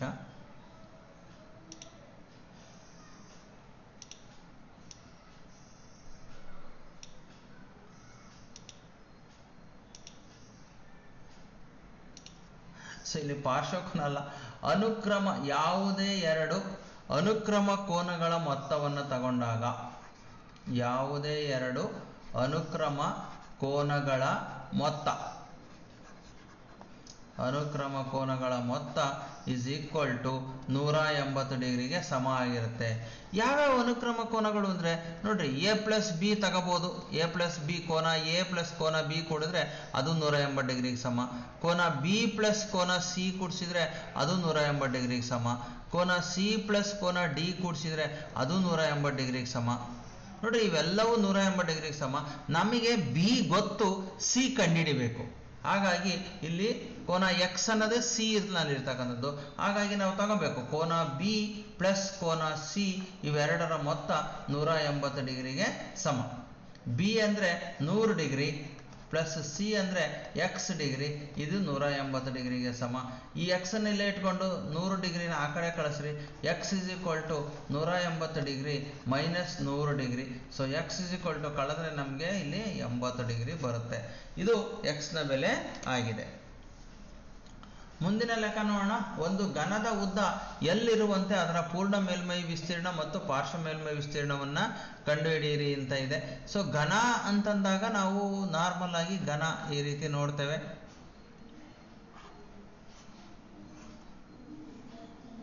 ಸೊ ನಾವು ಯಾವುದೇ ಒಂದು ಘನವನ್ನು ತೆಗೆದುಕೊಂಡಾಗ ಎಲ್ಲ ಬಾಹುಗಳು ಎ ಅಂತ ತಗೊಂಡಿರ್ತೀವಿ. ಎ ಅಂತ ತಗೊಂಡಾಗ ಇಲ್ಲಿ ನಮಗೆ ಎಲ್ ಅಂತ ಕೊಟ್ಬಿಟ್ಟಿದ್ದಾರೆ. ಎಲ್ಲವೂ ಸಹ ಎಲ್ ಆಗಿದ್ದಾವೆ. ಅಂದರೆ A is equal to L ಅಂತ ಕೊಟ್ಟಿದ್ದಾರೆ ಅವರು. ಸೊ ಹಾಗಾಗಿ ಪೂರ್ಣ ಮೇಲ್ಮೈ ವಿಸ್ತೀರ್ಣ ಏನಿದೆ, ಘನದ ಪೂರ್ಣ ಮೇಲ್ಮೈ ವಿಸ್ತೀರ್ಣ ಇಸ್ ಈಕ್ವಲ್ ಟು 6a² ಆಗಿರುತ್ತೆ. ಇಲ್ಲಿ 6 ಎಲ್ ಎ ಬದಲಿಗೆ ಎಲ್ ಇರೋದ್ರಿಂದ L² ಸಮ ಆಗ್ತದೆ. ಅದೇ ರೀತಿ ಪಾರ್ಶ್ವ ಮೇಲ್ಮೈ ವಿಸ್ತೀರ್ಣ ನೋಡ್ರಿ, ಪಾರ್ಶ್ವ ಮೇಲ್ಮೈ ವಿಸ್ತೀರ್ಣ, ಪಾರ್ಶ್ವ ಮೇಲ್ಮೈ ವಿಸ್ತೀರ್ಣ ಅಂದ್ರೆ ಸುತ್ತ ಇರ್ತಕ್ಕಂಥವು 4, ಇದೊಂದು ಇದೊಂದು ಇದ್ರ ಹಿಂದ್ಗಡೆದೊಂದು ಇದ್ರ ಪಕ್ಕದೊಂದು, ಇದು ಪಾರ್ಶ್ವ ಮೇಲ್ಮೈ ವಿಸ್ತೀರ್ಣ. ಪೂರ್ಣ ಅಂದ್ರೆ ಈ 4 ಜೊತೆಗೆ ಈ ಮೇಲೆ ಮತ್ತೆ ಕೆಳಗೆ ಟಾಪು ಮತ್ತು ಬಾಟಮ್ ಎರಡು ಸೇರ್ಕೊಂತದೆ. ಹಾಗಾಗಿ ಪಾರ್ಶ್ವ ಮೇಲ್ಮೈ ವಿಸ್ತೀರ್ಣ ಅಂದ್ರೆ ಕೇವಲ ಸುತ್ತ ಇರೋ 4, ಅದು 4a² ಆಗುತ್ತೆ. ಹಾಗಾಗಿ 4a ಬದಲಿಗೆ ಎಲ್ ಹಾಕಿದ್ರೆ 4l². ಇದು ಪೂರ್ಣ ಮೇಲ್ಮೈ ವಿಸ್ತೀರ್ಣ ಮತ್ತು ಪಾರ್ಶ್ವ ಮೇಲ್ಮೈ ವಿಸ್ತೀರ್ಣ ಆಗಿದೆ. 3:4 ಅನುಪಾತವನ್ನು ಶೇಕಡಾ ಕ್ರಮದಲ್ಲಿ ಬರೆಯಿರಿ ಅಂತ ಕೊಟ್ಟಿದ್ದಾರೆ. ನೋಡ್ರಿ, 3:4 ನಾವು ಇದನ್ನ ಭಿನ್ನರಾಶಿ ರೂಪದಲ್ಲಿ ಬರೆದಾಗ 3/4 ಆಗುತ್ತೆ.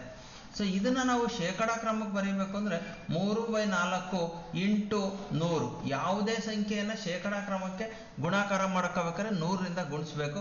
4 1 4 25 ಭಾಗ ಆಗ್ತದೆ. 25 ಇಂಟು 3 ಗುಣಿಸಿದ್ರೆ 75%. ಇದು 3:4 ನಾವು ಶೇಕಡಾ ಕ್ರಮದಲ್ಲಿ ಬರೆದಂತಹ ವಿಧಾನ ಆಗಿದೆ. ಈ ಕೆಳಗಿನ ಪ್ರಶ್ನೆಗಳಿಗೆ ಉತ್ತರಿಸಿ ಈ ಸಮೀಕರಣ ಬಿಡಿಸಿರಿ ಅಂತ ಇದೆ. 5x + 9 = 5 + 3x. ಸಮೀಕರಣವನ್ನು ನಾವು ಬಿಡಿಸಬೇಕಾದ್ರೆ x ಇರ್ತಕ್ಕಂಥವನ್ನೆಲ್ಲ ಒಂದ್ ಕಡೆ ತಂದ್ಕೋಬೇಕು. 5x + 9 = 5 + 3x ಇದೆ. x ಇರೋದನ್ನ ಒಂದ್ ಕಡೆ ತರೋಣ, ಬರೀ ಸಂಖ್ಯೆಗಳನ್ನ ಒಂದ್ ಕಡೆ ತರೋಣ. ಸಜಾತಿಯ ಪದಗಳಿದು. ಈ 3x ಅನ್ನ ಈಕ್ವಲ್ಸ್ ಇಂದ ಈ ಕಡೆ ತಗೊಂಡಾಗ +3x ಇದ್ದು -3x ಆಗುತ್ತೆ. 5 ಇಲ್ಲೇ ಇಟ್ಕೋಬೇಕು ಈಕ್ವಲ್ಸ್ ಇಂದ ಆ ಕಡೆ. 9ನ್ನ ಈಕ್ವಲ್ಸ್ ಇಂದ ಆ ಕಡೆ ಕಳಿಸಿದ್ರೆ -9 ಆಗುತ್ತೆ. 5x ಅಲ್ಲಿ 3x ಅನ್ನ ಕಳೆದ್ರೆ 2x ಆಗುತ್ತೆ.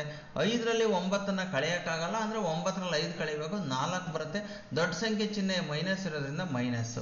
x ಅನ್ನ ಇಲ್ಲೇ ಉಳಿಸ್ಕೊಳ್ರಿ, 2ನ್ನ ಆ ಕಡೆ ಕಳಿಸ್ರಿ, -4.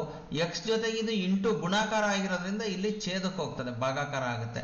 2 1 2 2 x = -2 ಅಂತಕ್ಕಂಥದ್ದು ಸರಿಯಾಗಿರ್ತಕ್ಕಂಥ ಉತ್ತರ ಆಗಿದೆ.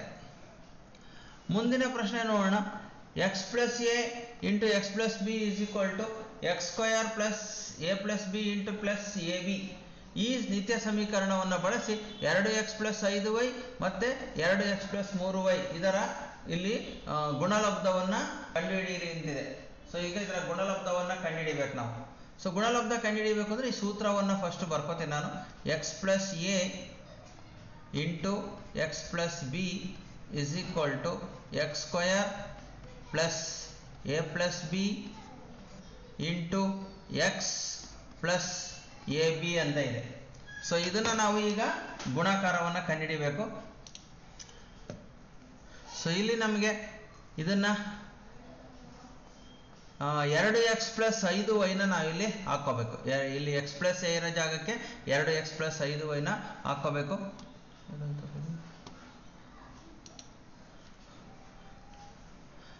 ಸೊ ಈಗ 2x ಪ್ಲಸ್ 5y, x ಇರೋ ಜಾಗದಲ್ಲಿ 2x ಇದೆ, a ಇರೋ ಜಾಗದಲ್ಲಿ 5y ಇದೆ. ಅದೇ ರೀತಿ 2x ಇರೋ ಜಾಗದಲ್ಲಿ 2x ಇದೆ, b ಇರೋ ಜಾಗದಲ್ಲಿ 3y ಇದೆ. ಇಸ್ ಈಕ್ವಲ್ ಟು x ಇರೋ ಜಾಗದಲ್ಲೆಲ್ಲ 2x ಹಾಕೊಂತ ಬರಬೇಕು. ಇಲ್ಲಿ 2x ಹೋಲ್ ಸ್ಕ್ವಯರ್ ಆಗುತ್ತೆ, ಪ್ಲಸ್ a ಅಂದರೆ 5y ಇದೆ, ಪ್ಲಸ್ b ಅಂದರೆ 3y ಇದೆ, ಇಂಟು x ಇರೋ ಜಾಗಕ್ಕೆ 2x ಹಾಕ್ತಾ ಇದ್ದೀನಿ. ನೆಕ್ಸ್ಟ್ ಪ್ಲಸ್ಸಿಗೆ ಪ್ಲಸ್ ಹಾಕಬೇಕು, ಇಲ್ಲಿರೋ ಪ್ಲಸ್. a ಅಂತಂದರೆ 5y ಇದೆ, ಇಂಟು ಬಿ ಅಂದರೆ 3y. ಎ ಬಿ ಜಾಗದಲ್ಲಿ a ಇಂಟು ಬಿ ಹಾಕ್ಬೇಕಿಲ್ಲ ಇದಕ್ಕೆ ಇವೆರಡಕ್ಕೂ ಸಹ. ಸೊ ಈಗ 2x ಹೋಲ್ ಸ್ಕ್ವಯರ್ ಅಂದರೆ ಅರ್ಥ ನೋಡ್ರಿ, 2x ಹೋಲ್ ಸ್ಕ್ವಯರ್ ಅಂದರೆ 2x ಅನ್ನು 2 ಸಲ ಗುಣಿಸು ಅಂತ. 2x ಇಂಟು 2x ಅಂತ ಗುಣಿಸಿದ್ರೆ ನೀವು ಇದನ್ನ 2 4 x ಇಂಟು x ಅಂದರೆ x ಸ್ಕ್ವಯರ್, ಅಂದರೆ 4x square ಆಯ್ತಿದು. Plus 5y plus 3y, ಎರಡು ಸಜಾತಿಯ ಪದಗಳಿವೆ, ಎರಡನ್ನು ಕೂಡಿಸಿದ್ರೆ 8y ಆಯಿತು. ಇಂಟು 2x ಇದನ್ನು ಗುಣಿಸ್ಕೋಬೇಕು, ಇಂಟು ಇಲ್ಲಿ ಬ್ರ್ಯಾಕೆಟ್ ಅಂದ್ರೆ ಅರ್ಥ ಇಂಟು ಅಂತ. ಪ್ಲಸ್ ಇದನ್ನು ಗುಣಿಸ್ಕೋಬೇಕು, 5 ಇಂಟು 3 5 3ಲಿ 15, y ಇಂಟು y ಅಂದರೆ y ಸ್ಕ್ವಯರ್ ಆಯಿತು. ನೋಡೋಣ ಈಗ ಫೈನಲ್ ಉತ್ತರ 4x ಸ್ಕ್ವಯರ್ ಪ್ಲಸ್ ಇವೆರಡನ್ನು ಗುಣಿಸಿದ್ರೆ 8 2ಲಿ 16, x ಇಂಟು y ಅಂದರೆ xy ಪ್ಲಸ್ 15y ಸ್ಕ್ವಯರ್. ನೋಡ್ರಿ ಇದು ಇದರ ಗುಣಲಬ್ಧ ಆಗಿರ್ತಕ್ಕಂಥದ್ದು.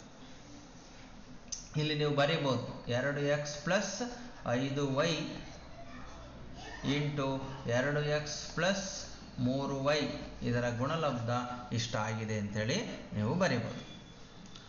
ಮುಂದಿನ ಪ್ರಶ್ನೆ ನೋಡೋಣ. ಅವಿಭಾಜ್ಯ ಅಪವರ್ತನ ವಿಧಾನದಿಂದ 27,000ದ ಘನಮೂಲವನ್ನ ಕಂಡುಹಿಡಿಯಿರಿ ಅಂತ ಇದೆ. 27,000 ಅವಿಭಾಜ್ಯ ಅಪವರ್ತನ ಅಂದ್ರೆ ನೋಡ್ರಿ, ಅವಿಭಾಜ್ಯ ಸಂಖ್ಯೆಗಳನ್ನ ಮಾತ್ರ ಬಳಸಬೇಕು. ಯಾವ್ಯಾವುದು ಅವಿಭಾಜ್ಯ ಸಂಖ್ಯೆ ಅಂತಂದ್ರೆ 2, 3 ಅಂದ್ರೆ ಯಾವುದೇ ಸಂಖ್ಯೆಯಿಂದ ಭಾಗ ಆಗಬಾರ್ದು, 1 ಮತ್ತು ಅದೇ ಸಂಖ್ಯೆಯನ್ನ ಬಿಟ್ಟು ಬೇರೆ ಯಾವುದರಿಂದ ಭಾಗ ಆಗಬಾರ್ದು ಅಂತ ಸಂಖ್ಯೆಗಳು ಅವಿಭಾಜ್ಯ ಸಂಖ್ಯೆಗಳು. 2 ಬರುತ್ತೆ, 3 ಬರುತ್ತೆ, 4 ಬರಲ್ಲ, ಯಾಕೆಂದ್ರೆ 4 2ರಿಂದ ಭಾಗ ಆಗುತ್ತೆ. 5 ಬರುತ್ತೆ, 6 ಬರಲ್ಲ, 7 ಬರುತ್ತೆ, 8 ಬರಲ್ಲ, 9 ಬರಲ್ಲ, 10 ಬರಲ್ಲ, ಯಾಕೆಂದ್ರೆ ಅವೆಲ್ಲ ಬೇರೆ ಬೇರೆ ಸಂಖ್ಯೆಯಿಂದ ಭಾಗ ಆಗ್ತವೆ. 11 ಬರುತ್ತೆ, 12 ಬರಲ್ಲ, 13 ಬರುತ್ತೆ, 14, 15, 16 ಬರಲ್ಲ, 17 ಬರುತ್ತೆ, 18 ಬರಲ್ಲ, 19 ಬರುತ್ತೆ, 20 ಬರಲ್ಲ, 21 ಬರಲ್ಲ, 22 ಬರಲ್ಲ, 23 ಬರುತ್ತೆ. ನೋಡ್ರಿ ಈ ತರ ಇವು ಅವಿಭಾಜ್ಯ ಸಂಖ್ಯೆಗಳು. ಇವು ನೆನಪಿರ್ಲಿಂದ ತೋರಿಸ್ತಾ ಇದ್ದೀನಿ ನಾನು. ಹಾಗಾಗಿ ಇವನ್ನು ಮಾತ್ರ ಬಳಸಿ 27,000ವನ್ನು ಭಾಗಿಸ್ಬೇಕು ನಾವು. ನೋಡ್ರಿ 27,000ವನ್ನು ನಾವು ಅಪವರ್ತನ ವಿಧಾನದಿಂದ ಭಾಗಿಸ್ತಾ ಹೋದ್ರೆ ಹಿಂಗೆ, ಮೊದಲು ಚಿಕ್ಕ ಸಂಖ್ಯೆ 3ರಿಂದ ಭಾಗ ಆಗುತ್ತೆ ಅಂತ ತಗೊಳ್ಳೋಣ. 3ರಿಂದ 3 3 9 27 0 0 0 3 0 0 3 0 0 3 0 0, ಮತ್ತೆ 3 3 9 3 0 0 3 0 0 3 0 0, ಮತ್ತೆ 3ರಿಂದ 3 1 3 3 0 0 3 0 0 3 0 0. ನೆಕ್ಸ್ಟ್ 0 ಇರೋದ್ರಿಂದ ಅದು 5ರಿಂದನೂ ಭಾಗ ಆಗುತ್ತೆ, 2ರಿಂದನೂ ಭಾಗ ಆಗುತ್ತೆ. ಫಸ್ಟ್ 5ರಿಂದನೇ ಭಾಗಿಸ್ಬಿಡೋಣ. 5 2 10, 0 0, ಮತ್ತೆ 5ರಿಂದ 5 4 20, 5 0 0, ಮತ್ತೆ 5ರಿಂದ 5 8 40. ಈಗ 2ರಿಂದ ಭಾಗ ಆಗುತ್ತೆ, 2 4 8, 2 2 4, 2 1 2. ನೋಡ್ರಿ ಇವು ಅವಿಭಾಜ್ಯ ಸಂಖ್ಯೆಗಳನ್ನು ಉಪಯೋಗಿಸಿ ಬರೆದಿದ್ದೇನೆ ನಾನು. 27,000 is equal to 3 into 3 into 3 into 5 into 5 into 5 3 ಸಲ ಬಂದಿದೆ, ಇಂಟು 2 ಇಂಟು 2 ಇಂಟು 2 3 ಸಲ ಬಂದಿದೆ. ಈಗ ಘನಮೂಲವನ್ನು ಕಂಡುಹಿಡಿಯಬೇಕು. ಇದಕ್ಕೆ ಕ್ಯೂಬ್ ರೂಟ್ ಅನ್ನು ಹಾಕಬೇಕು. 27,000 ಇದಕ್ಕೆ ಕ್ಯೂಬ್ ರೂಟ್ ಹಾಕಬೇಕು. ಸೊ ಇಲ್ಲೂ ಸಹ ಬಲಗಡೆನೂ ಕ್ಯೂಬ್ ರೂಟ್ ಹಾಕಬೇಕು. 3 ಇಂಟು 3 ಇಂಟು 3ನ್ನ 3 ಕ್ಯೂಬ್ ಅಂತ ಬರಿತೇವೆ. 5 ಇಂಟು 5 ಇಂಟು 5ನ್ನ 5ರ ಘನ ಅಂತ ಬರಿಬೋದು. ಇಂಟು 2 ಇಂಟು 2 ಇಂಟು 2ನ್ನ 2 ಕ್ಯೂಬ್ ಅಂತ ಬರಿಬೋದು. ಇಲ್ಲಿ ಕ್ಯೂಬ್ಗಳೇನಿದಾವೋ ಇವೆಲ್ಲ ಕ್ಯೂಬ್ಗಳು ಕ್ಯೂಬ್ ರೂಟ್ ಜೊತೆಗೆ ಕ್ಯಾನ್ಸಲ್ ಆಗ್ತದೆ. ಉಳಿತಕ್ಕಂಥದ್ದು 3 ಇಂಟು 5 ಇಂಟು 2 ಮಾತ್ರ ಉಳಿಯುತ್ತೆ. ಇದನ್ನ ಗುಣಿಸಿದ್ರೆ 5 3 15, 15 2 30. ಅಂದ್ರೆ ಘನಮೂಲ ಯಾವುದ್ರದ್ದು? 27,000ದ ಘನಮೂಲ 30 ಅಂತ ಆಗಿದೆ. ಮುಂದಿನ ಪ್ರಶ್ನೆಯನ್ನು ನೋಡೋಣ. ತಂಪು ಪಾನೀಯ ಕಾರ್ಖಾನೆಯೊಂದರಲ್ಲಿ ಒಂದು ಯಂತ್ರವು 6 ಗಂಟೆಗಳಲ್ಲಿ 840 ಸೀಸೆಗಳನ್ನು ತುಂಬುತ್ತದೆ. ಹಾಗಾದರೆ 5 ಗಂಟೆಯಲ್ಲಿ ಅದು ಎಷ್ಟು ಸೀಸೆಗಳನ್ನು ತುಂಬುತ್ತದೆ ಅಂತ ಪ್ರಶ್ನೆ ಇದೆ.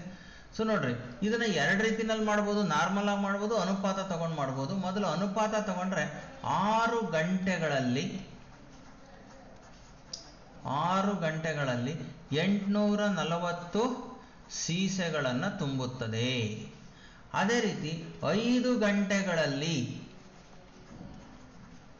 ಗಂಟೆಗಳಲ್ಲಿ ಎಕ್ಸ್ ಗೊತ್ತಿಲ್ಲ, ಎಕ್ಸ್ ಸೀಸೆಗಳನ್ನು ತುಂಬುತ್ತದೆ ಅಂತ ತಗೊಂಡ್ರೆ ಇಲ್ಲಿ ಗಂಟೆ ಇದಕ್ಕೆ ನಾವು ಅನುಪಾತವನ್ನು ಬರೀಬೇಕು. 6:5 ಇಸ್ ಈಕ್ವಲ್ ಟು, ಇದು ನೇರ ಅನುಪಾತ ಆಗಿರೋದ್ರಿಂದ 840 ಎಕ್ಸ್ ಅಂತ ಬರೀತೀವಿ. ಒಳಪದಗಳ ಗುಣಾಕಾರ ಹೊರಪದಗಳ ಗುಣಾಕಾರಕ್ಕೆ ಸಮ ಆಗಿರ್ತದೆ. ಹಾಗಾಗಿ ಎಕ್ಸ್ ಇಂಟು 6 ಅಂತಕ್ಕಂಥದ್ದು is equal to 5 into 840. X ಅನ್ನ ಇಲ್ಲೇ ಉಳಿಸ್ಕೊಳ್ರಿ, 6 ಆ ಕಡೆ ಕಳಿಸ್ರಿ. 5 ಇಂಟು 840 ಡಿವೈಡೆಡ್ ಬೈ 6. 6ರಿಂದ 840 ಭಾಗ ಆದರೆ ಭಾಗಿಸ್ಬೇಕು. 6 1 6, ಇಲ್ಲಿ 6 1 6, 6 4 24 0. ಅಂದರೆ X is equal to 5 into 140. So ಅಲ್ಲಿಗೆ ಇದನ್ನು ಗುಣಿಸಿದ್ರೆ 5 0 0, 5 4 20ಕ್ಕೆ 0 2, 5 1 5 2 7. ಒಟ್ಟು 700 ಬಂತು. ಅಂದರೆ 700 ಸೀಸೆಗಳನ್ನು ಅದು ತುಂಬುತ್ತದೆ. ಎಷ್ಟು ಗಂಟೆಗಳಲ್ಲಿ? 5 ಗಂಟೆಗಳಲ್ಲಿ. ಬರಿಬೇಕು ನೀವು ಲಾಸ್ಟಿಗೆ ಆನ್ಸರ್. 5 ಗಂಟೆಗಳಲ್ಲಿ 700 ಸೀಸೆಗಳನ್ನು ತುಂಬುತ್ತದೆ ಅಂತ ಬರೀಬೇಕು. ವಾಕ್ಯ ರೂಪದಲ್ಲಿ ಕೇಳಿದಾಗ ವಾಕ್ಯ ರೂಪದಲ್ಲೇ ಆನ್ಸರ್ ಬರೀಬೇಕು. ನೆಕ್ಸ್ಟ್ ಮುಂದಿನ ಪ್ರಶ್ನೆ ನೋಡೋಣ. ಕೆಳಗೆ ನೀಡಿರುವ ಕೋಷ್ಟಕದಲ್ಲಿನ ಬೆಲೆಗಳಿಗೆ ಸೂಕ್ತ ಪ್ರಮಾಣದೊಂದಿಗೆ ನಕ್ಷೆ ಎಳೆಯಿರಿ ಅಂತ ಇದೆ. ಸೊ ಈಗ ಇದಕ್ಕೆ ನಾವು ನಕ್ಷೆಯನ್ನು ಎಳಿಬೇಕು. ನೋಡ್ರಿ, ಈ ನಕ್ಷೆಯನ್ನು ತಗೊಂಡಿದ್ದೇನೆ. ಸೊ ಇಲ್ಲಿ ವೈ ಅಕ್ಷದಲ್ಲಿ ದೂರ ತಗೋಬೇಕು, ಎಕ್ಸ್ ಅಕ್ಷದಲ್ಲಿ ಸಮಯ ತಗೋಬೇಕು. ಇಲ್ಲಿ ಸಮಯ 6 7 8 9 ಇದೆ, ಇದು ಎಕ್ಸ್ ಅಕ್ಷದಲ್ಲಿ ತಗೋಬೇಕು. ಸೊ ಇಲ್ಲಿ 0 ಅಂತ ತಗೊಂಡ್ರೆ ಇಲ್ಲಿ ನಾವು 1 2 3 ಕೊಡ್ತಾ ಹೋದ್ರೆ ಜಾಗ ಸಾಲಲ್ಲ. ಹಾಗಾಗಿ ನಾನೇನು ಮಾಡ್ತೀನಿ ಅಂತಂದ್ರೆ ಇದನ್ನ ಕಂಪ್ರೆಸ್ ಮಾಡಿಬಿಟ್ಟು ಇಲ್ಲಿ 6, ಇಲ್ಲಿಂದ 7 8 9 10 11 ಈ ರೀತಿ ತಗೊಂಡಿದ್ದೇನೆ. ಸೊ ಈಗ ನಮಗೆ ಇಲ್ಲಿ ವೈ ಅಕ್ಷದಲ್ಲಿ 40 50 120 160 ಇದೆ. 0ಇಂದ ತಗೊಂಡಿರೋದ್ರಿಂದ ನಮಗೆ 160 ಸಿಗಬೇಕು ಅಂದರೆ ಒಂದೊಂದು ಸೆಂಟಿಮೀಟರ್ಗೆ 20 20 ಇಟ್ಕೊಂತ ಹೋಗ್ಬೇಕು. 40 60 80 100 120 140 160. ನೋಡ್ರಿ, ಇಷ್ಟು ಸಾಕು, 160 ಸಾಕು ನಮಗೆ. 160ಕ್ಕೆ ಕೊನೆ ಇರೋದು. ಈಗ 6 ಮತ್ತೆ 6 ಗಂಟೆಯಲ್ಲಿ 40 ನಿಮಿಷ ಅಂದರೆ ಇದನ್ನ 6,40 ಇದು ನಿರ್ದೇಶಾಂಕ. ಇದು 7ರಲ್ಲಿ 50, ಇದು 8ರಲ್ಲಿ 120, ಇದು 9ರಲ್ಲಿ 160. ಈ ಥರ ನಾವು ಬಿಂದುಗಳನ್ನು ಗುರುತಿಸಬೇಕು. ನೋಡ್ರಿ, 6 ಗಂಟೆಯಲ್ಲಿ 40 ಅಂದರೆ 6 ಗಂಟೆಯಲ್ಲಿ 40 ಅಂದರೆ ಇಲ್ಲಿ ಬರ್ತದೆ. ಸೊ ಈ ಬಿಂದುವನ್ನು ನಾವು ಗುರುತಿಸ್ಕೋಬೇಕು. ನೆಕ್ಸ್ಟ್ 7 ಗಂಟೆಯಲ್ಲಿ 50 ಅಂತಂದರೆ 40 ಮತ್ತು 60ರ ಮಧ್ಯ ಬರುತ್ತೆ. ಸೊ ಹಾಗಾಗಿ 50 ಇರೋದ್ರಿಂದ ಮಧ್ಯ ಬಿಂದು ಇಲ್ಲಿ ಗುರುತಿಸ್ಕೋಬೇಕು. ನೆಕ್ಸ್ಟ್ 8 ಗಂಟೆಯಲ್ಲಿ ಅಂದರೆ 120, 8 ಗಂಟೆಯಲ್ಲಿ 120 ಅಂದರೆ ಇಲ್ಲಿ ಈ ಬಿಂದುವನ್ನು ಗುರುತಿಸ್ಕೋಬೇಕು. ನೆಕ್ಸ್ಟ್ 9 ಗಂಟೆಯಲ್ಲಿ 160, 9 ಗಂಟೆಯಲ್ಲಿ 160 ಅಂತಂದಾಗ ನಾವು ಈ ಬಿಂದುಗಳನ್ನು ಗುರುತಿಸ್ಕೋಬೇಕು. ಸೊ ಈ ಬಿಂದುಗಳನ್ನು ನಾವು ಸ್ಕೇಲನ್ನು ಉಪಯೋಗಿಸಿ ನೀವೇನು ಮಾಡಬೇಕು? ಸೇರಿಸ್ತಾ ಹೋಗಬೇಕು. ಸೊ ಈಗ ಅದನ್ನು ಸೇರಿಸೋಣ. ಸೊ ಈಗ ನಾವು ಎಲ್ಲ ಬಿಂದುಗಳನ್ನು ಗುರುತಿಸ್ಕೊಂಡಿದ್ದೇವೆ. ಮೊದಲು ಒಂದೊಂದೇ ಬಿಂದುವನ್ನು ಸೇರಿಸ್ತಾ ಹೋಗೋಣ. ಸೊ ಇಲ್ಲಿ ಇದು ಮೊದಲು 2 ಬಿಂದುಗಳು, ಆನಂತರ 2 ಬಿಂದುಗಳು, ಆನಂತರ 2 ಬಿಂದುಗಳು. ಸೊ ಇವುಗಳನ್ನು ಸೇರಿಸಿದ್ದೇವೆ. ಈ ರೀತಿ ನಮಗೆ ನಕ್ಷೆ ಸಿಗುತ್ತೆ. ಸೊ ಅದಾದ ನಂತರ ನೀವು ಇಲ್ಲಿ ಅಳತೆಯನ್ನು ಬರೀಬೇಕು.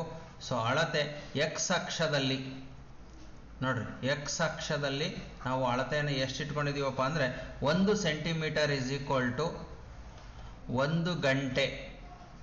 ಯಾಕೆಂದರೆ 1 AM ಅಂತ ಇಟ್ಕೊಂಡಿದ್ದೀವಿ, 1 AM ಅಂತ ಕೊಡ್ಬೋದು 1 ಗಂಟೆನ. ಅದೇ ವೈ ಅಕ್ಷದಲ್ಲಿ ಚೇಂಜ್ ಮಾಡಿದ್ದೀವಿ ನಾವು. ವೈ ಅಕ್ಷದಲ್ಲಿ ಬರೀಬೇಕಾದ್ರೆ 1 ಸೆಂಟಿಮೀಟರ್ ಇಸ್ ಈಕ್ವಲ್ ಟು 20 ಕಿಲೋಮೀಟರ್ಗಳನ್ನು ಇಟ್ಟಿದ್ದೀವಿ, 20 ಕಿಲೋಮೀಟರ್ ಅಂತೇಳಿ. ಸೊ ಈ ಥರ ಅಳತೆಯನ್ನು ಮಾತ್ರ ಕಂಪಲ್ಸರಿ ಬರೀರಿ ನೀವು. ಸೊ ನೆಕ್ಸ್ಟು ಮುಂದಿನ ಪ್ರಶ್ನೆಯನ್ನು ನೋಡೋಣ. ಒಂದು ಘನಾಕೃತಿ 5 ಮುಖಗಳು,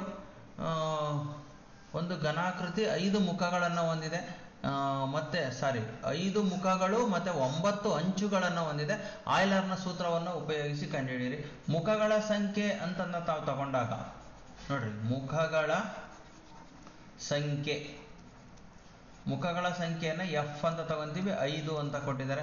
ಅಂಚುಗಳ ಸಂಖ್ಯೆ ಕೊಟ್ಟಿದ್ದಾರೆ, ಅಂಚುಗಳ ಸಂಖ್ಯೆ E = 9 ಅಂತ ಕೊಟ್ಟಿದ್ದಾರೆ. ನಾವೀಗ ಏನನ್ನ ಕಂಡುಹಿಡಿಯಬೇಕು? ಶೃಂಗಗಳ ಸಂಖ್ಯೆ ಕಂಡುಹಿಡಿಯಬೇಕು. ಶೃಂಗಗಳ ಸಂಖ್ಯೆ ಅದನ್ನು ನಾವು F+V ಎಷ್ಟು ಅಂತ ಕಂಡುಹಿಡಿಯಬೇಕು. ಆಕ್ಚುಲಿ ಆಯ್ಲರ್ನ ಸೂತ್ರವನ್ನು ಬಳಸಬೇಕಿಲ್ಲಿ. ಹಾಗಾಗಿ ಆಯ್ಲರ್ನ ಸೂತ್ರ F+V E+2 ಅಂತಕ್ಕಂಥದ್ದು ಆಯ್ಲರ್ನ ಸೂತ್ರ. F ಅಂತಂದ್ರೆ ನಮಗೆ 5 ಅಂತ ಗೊತ್ತು, V ಗೊತ್ತಿಲ್ಲ, VE ಅಂದ್ರೆ 9 ಅಂತ ಗೊತ್ತು, +2. V ಅನ್ನ ಇಲ್ಲೇ ಉಳಿಸ್ಕೊಳ್ಳೋಣ, 9 2 ಕೂಡಿಸಿದ್ರೆ 11, 5 ಈಕ್ವಲ್ಸ್ ಇಂದ ಆ ಕಡೆ ಕಳಿಸೋಣ, -5 ಆಗುತ್ತೆ. ಸೊ 11ರಲ್ಲಿ 5 ಕಳೆದ್ರೆ 6. ಸೊ ಅಲ್ಲಿಗೆ ಶೃಂಗಗಳ ಸಂಖ್ಯೆ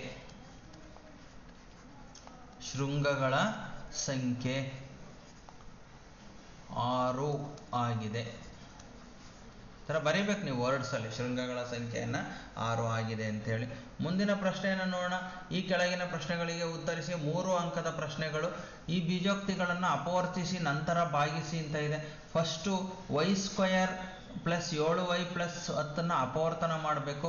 ಸೊ ಅದನ್ನ ಫಸ್ಟ್ ಅಪವರ್ತನವನ್ನ ಮಾಡೋಣ.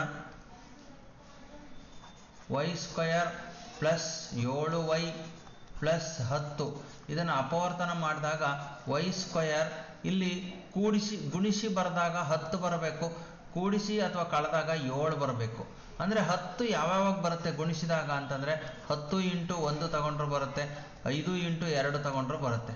ಹಾಗಾಗಿ ಇವೆರಡರಲ್ಲಿ ಯಾವುದನ್ನ ಕೂಡಿಸಿದ್ರೆ 7 ಬರುತ್ತೆ? 5 ಮತ್ತು 2. ಹಾಗಾಗಿ 7 = 5 + 2 ಅಂತ ಆಗುತ್ತೆ. ಇಲ್ಲಿ 5 ಮತ್ತು 2 ಅಂತಕ್ಕಂಥದ್ದನ್ನು ನಾವಿಲ್ಲಿ ಅಪವರ್ತನಗಳನ್ನಾಗಿ ಮಾಡ್ಕೋಬೇಕು. 7y ಅನ್ನು ನಾವು 5y + 2y ಅಂತ ಬಿಡಿಸಿ ಬರ್ಕೋಬೇಕು, +10 ಮಾತ್ರ ಹಾಗೇ ಇರುತ್ತೆ. ಫಸ್ಟ್ನೇದು ಕೊನೆಯದನ್ನು ನಾವು ಬಿಡ್ಸಕ್ಕೆ ಹೋಗೋದಿಲ್ಲ. ಸೊ ನೆಕ್ಸ್ಟು ಇವೆರಡರಲ್ಲೂ y ಅನ್ನು ಕಾಮನ್ ತೆಗಿಬೇಕು. y ಅನ್ನು ಇಲ್ಲಿ y² ಅನ್ನು y × y ಬರ್ಕೊಂತೀವಿ, +5y ಅನ್ನು 5 × y ಅಂತ ಬರ್ಕೊಂತೀವಿ, ಪ್ಲಸ್ ಇಲ್ಲಿ 2 × y ಅಂತ ಬರ್ಕೊಂತೀವಿ, +10ನ ನಾವು 2 × 5 ಅಂತ ಬರಿತೀವಿ. ಈಗ ಮೊದಲನೇ ಎರಡರಲ್ಲಿ ಸಾಮಾನ್ಯ ಅಂಶ ಯಾವುದಿದೆಯಪ್ಪ ಅಂದರೆ y ಅನ್ನೋದು ಸಾಮಾನ್ಯ ಅಂಶ ಇದೆ. ಇಲ್ಲಿ y ಉಳಿತದೆ, +5 ಉಳಿತದೆ. ಇವೆರಡರಲ್ಲಿ ಸಾಮಾನ್ಯ ಅಂಶ 2 ಇದೆ. ಹಾಗಾಗಿ +2ನ್ನ ಕಾಮನ್ ತೆಗೆದ್ರೆ y +5 ಉಳಿತದೆ. ಸೊ ಇದರಲ್ಲೂ y +5 ಇರೋದ್ರಿಂದ y +5ನ್ನ ಕಾಮನ್ ತೆಗಿಬೇಕು. y +5ನ್ನ ಕಾಮನ್ ತೆಗೆದ್ರೆ ಇಲ್ಲಿ y, ಇಲ್ಲಿ +2 ಉಳಿತು, y +2 ಉಳಿತು. ಇದು ಅಪವರ್ತನಗಳು. ಈಗ ಈ ಅಪವರ್ತನಗಳನ್ನು ಇಲ್ಲಿ ಬಳಸ್ಕೊಳ್ಳೋಣ. y² + 7y + 10 ಅಂತಂದ್ರೆ ಏನು? y +5 × y +2 divided by y +5. ಇದು ಈ ಥರ ಇದೆ. ಈಗ ಇದನ್ನ ಡಿವೈಡೆಡ್ ಬೈ ನಾವು ಏನು ಮಾಡಬೇಕು ಅಂತಂದರೆ ಅಂಶ ಛೇದಕ್ಕೆ ಹಾಕೋಬೇಕು. y +5 × y +2 divided by y +5.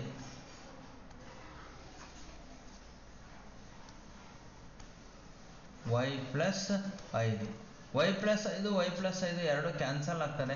So that is equal to ಉಳಿದಿದ್ದು ಎಷ್ಟಪ್ಪ ಅಂದರೆ y +2 ಮಾತ್ರ ಉಳಿತು. ಸೊ ಇದನ್ನು ಭಾಗಾಕಾರ ಮಾಡಿದರೆ ನಮಗೆ ಉಳಿದಿದ್ದು y +2. ಹಾಗಾಗಿ ಭಾಗಲಬ್ಧ ಇಸ್ ಈಕ್ವಲ್ ಟು y +2 ಅನ್ನೋದು ಭಾಗಲಬ್ಧ ಆಗಿದೆ. ಸೊ ಮುಂದಿನ ಲೆಕ್ಕವನ್ನು ನೋಡೋಣ. ಒಂದು ಕಾರ್ಖಾನೆಯ 30 ಕಾರ್ಮಿಕರ ಭತ್ಯೆ ಹೀಗಿದೆ, ಇಲ್ಲಿ ಕೊಟ್ಟಿದ್ದಾರೆ. ಈ ದತ್ತಾಂಶಕ್ಕೆ ಆವರ್ತನ ವಿತರಣಾ ಪಟ್ಟಿಯನ್ನು ತಯಾರಿಸಿ ಊತಕ ನಕ್ಷೆಯನ್ನು ಬರೆಯಿರಿ ಅಂತ ಇದೆ. ಸೊ ಮೊದಲು ಆವರ್ತನ ವಿತರಣಾ ಪಟ್ಟಿಯನ್ನು ತಯಾರಿಸ್ಕೋಬೇಕು.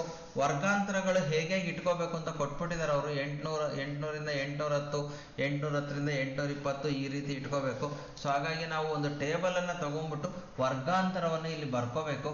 800, 810, 810ರಿಂದ 820, 820ರಿಂದ 830.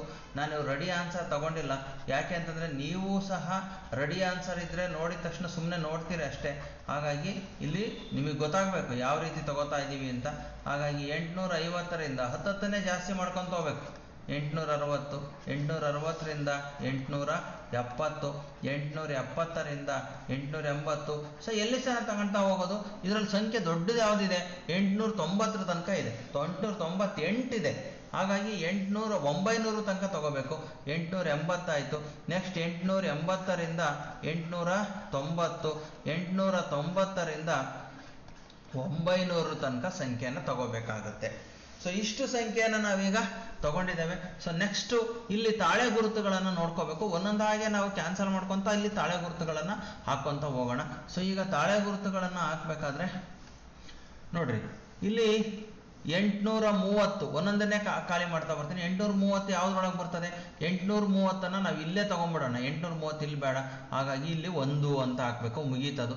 835, 835 ಇಲ್ಲಿ ಈ 830ರಿಂದ 40ರೊಳಗೆ ಬರ್ತದೆ, ಅದು ಮುಗೀತು. 890, 890 ಅಂತಕ್ಕಂಥದ್ದು ಇಲ್ಲೇ ತಗೋಬೇಕು. 810, 810 ಇಲ್ಲಿ ತಗೊಳ್ಳೋಣ. 835, 835 ಇಲ್ಲಿ ಬರ್ತದೆ. ಸೊ 836, 836 ಕೂಡ ಇಲ್ಲಿ ಬರ್ತದೆ. 869, 60ರಿಂದ 70ರೊಳಗಡೆ ಬರ್ತದೆ, ಹಾಗಾಗಿ ಇಲ್ಲಿ ಹಾಕೋಬೇಕು. 845, 845 ಇಲ್ಲಿ ಬರ್ತದೆ, ಇಲ್ಲಿ ಹಾಕೋಬೇಕು. ಸೊ 898, 898 ಕೊನೆಯ ಕಾಲಮಲ್ಲಿ ಬರ್ತದೆ. 890, 890 ಇಲ್ಲೇ ಬರ್ತದೆ. ಸೊ ನೆಕ್ಸ್ಟ್ 820 ಅದು ಇಲ್ಲಿ ಬರ್ತದೆ. 860 ಅದು ಇಲ್ಲಿ ಬರ್ತದೆ. 832, 832 ಅಂದರೆ ಇಲ್ಲಿ ಬರ್ತದೆ. 833 ಅದು ಸಹ ಇಲ್ಲೇ ಬರ್ತದೆ, ಹಾಗಾಗಿ 5ನೇದನ್ನು ಈ ಥರ ಅಡ್ಡ ಹಾಕಬೇಕು. 833 ಆಯಿತು. 855 ಅದು ಇಲ್ಲಿ ಬರ್ತದೆ. 855, 845, 845 ಇಲ್ಲಿ ಬರುತ್ತೆ. 804, 804 ಮೊದಲನೇದರಲ್ಲಿ ಬರ್ತದೆ. 808, 808 ಮತ್ತೆ ಮೊದಲನೇದರಲ್ಲೇ ಬರ್ತದೆ. 812 ಇಲ್ಲಿ ಎರಡನೇದರಲ್ಲಿ ಬರ್ತದೆ. 840 ಮತ್ತೆ ಇಲ್ಲಿ ಬರ್ತದೆ. 840, 885, 885 ಇಲ್ಲಿ ಬರ್ತದೆ. 835, 835 ಇದರಲ್ಲೇ ಬರ್ತದೆ. ಇದಾಯಿತು 835. 836 ಮತ್ತು ಇದರಲ್ಲೇ ಬರ್ತದೆ. 878, 878 ಇದರಲ್ಲಿ ಬರ್ತದೆ. 800 ಆಯ್ತಲ್ಲ ಇದು. 840, 840 ಇದರಲ್ಲೇ ಬರ್ತದೆ. 868, 868 ಇದರಲ್ಲಿ ಬರ್ತದೆ. ನೆಕ್ಸ್ಟ್ 890, 890 ಅಂತಂದಾಗ ಅದು ಇಲ್ಲಿ ಬರ್ತದೆ. ನೆಕ್ಸ್ಟ್ 806, 806 ಅಂದಾಗ ಮೊದಲನೇದರಲ್ಲಿ ಬರ್ತದೆ.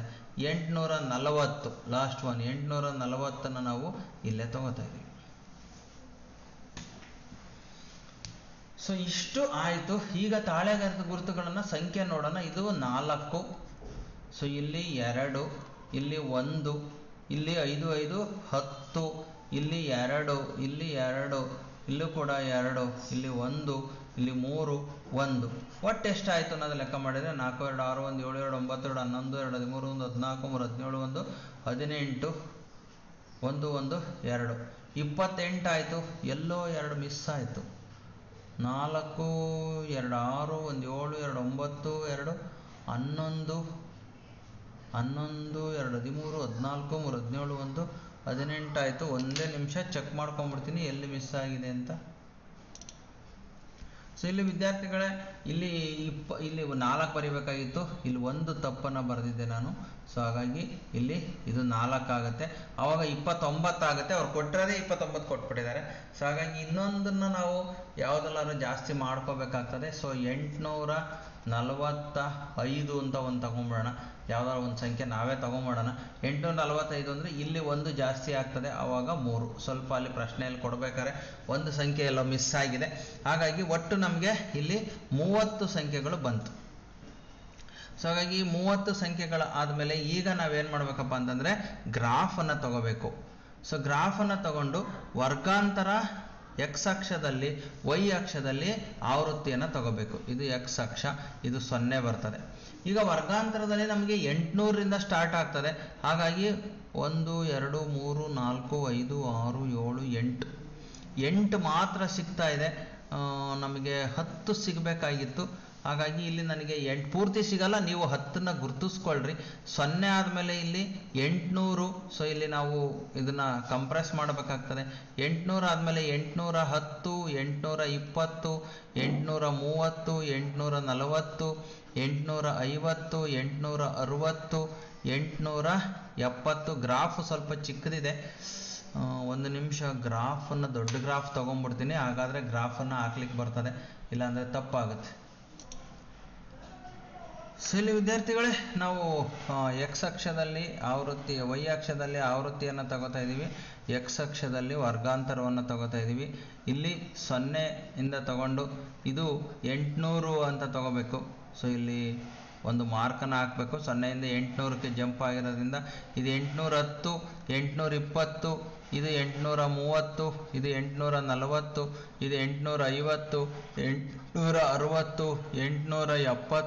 870, 880, 890. ಲಾಸ್ಟಿಗೆ ಒಂದು 900 ಬರಬೇಕಾಗಿತ್ತು, ಅಲ್ಲಿ ಬಂದಿಲ್ಲ. ಸೊ ನಾನು ಈ 0ನೇ ಸ್ವಲ್ಪ ಈ ಕಡೆಗೆ ಹಾಕ್ಕೊಂಡ್ರೆ ಇಲ್ಲಿ ಬರ್ತಿತ್ತು. ಇದು 0, ಇದನ್ನೇ 800 ಮಾಡ್ಕೊಂಡ್ಬಿಡ್ತೀನಿ. ಸೊ ಇದು 10, 20 ಹಿಂಗೆ ಬರ್ತಾ ಹೋಗ್ತದೆ. ಸೊ ನೆಕ್ಸ್ಟ್ ಇಲ್ಲಿ 10 ತನಕ ವೈ ಅಕ್ಷದಲ್ಲಿ 10 ಇದೆ. 1 2 3 4 5 6 7 8 9 10 11 12 13 ಇಷ್ಟಿದೆ.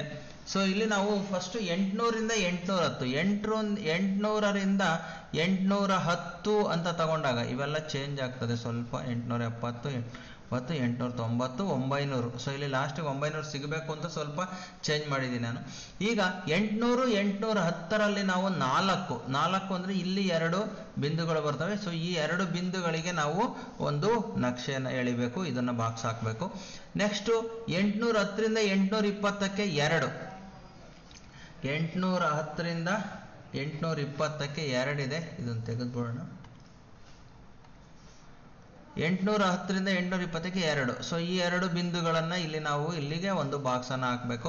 ನೆಕ್ಸ್ಟ್ 820ರಿಂದ 830ಕ್ಕೆ ಒಂದೇ ಒಂದಿದೆ. ಸೊ ಮೊದಲನೇ ಬಾಕ್ಸಿಗೆ ಮಾತ್ರ ಇದನ್ನು ಹಾಕಬೇಕು, ಇದು ಬರ್ತದೆ.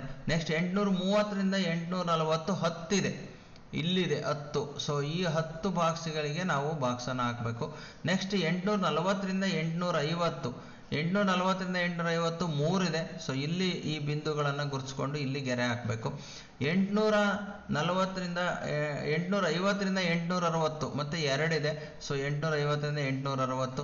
ನೆಕ್ಸ್ಟ್ 860ರಿಂದ 870 ಮತ್ತೆ 2 ಇದೆ, ಇಲ್ಲೂ ಸಹ ಇದನ್ನು ಗುರುತಿಸ್ಕೋಬೇಕು. 870ರಿಂದ 880 ಒಂದೇ ಒಂದಿದೆ. ಸೊ ಹಾಗಾಗಿ ಇಲ್ಲಿ ಇದನ್ನು 870ರಿಂದ 880.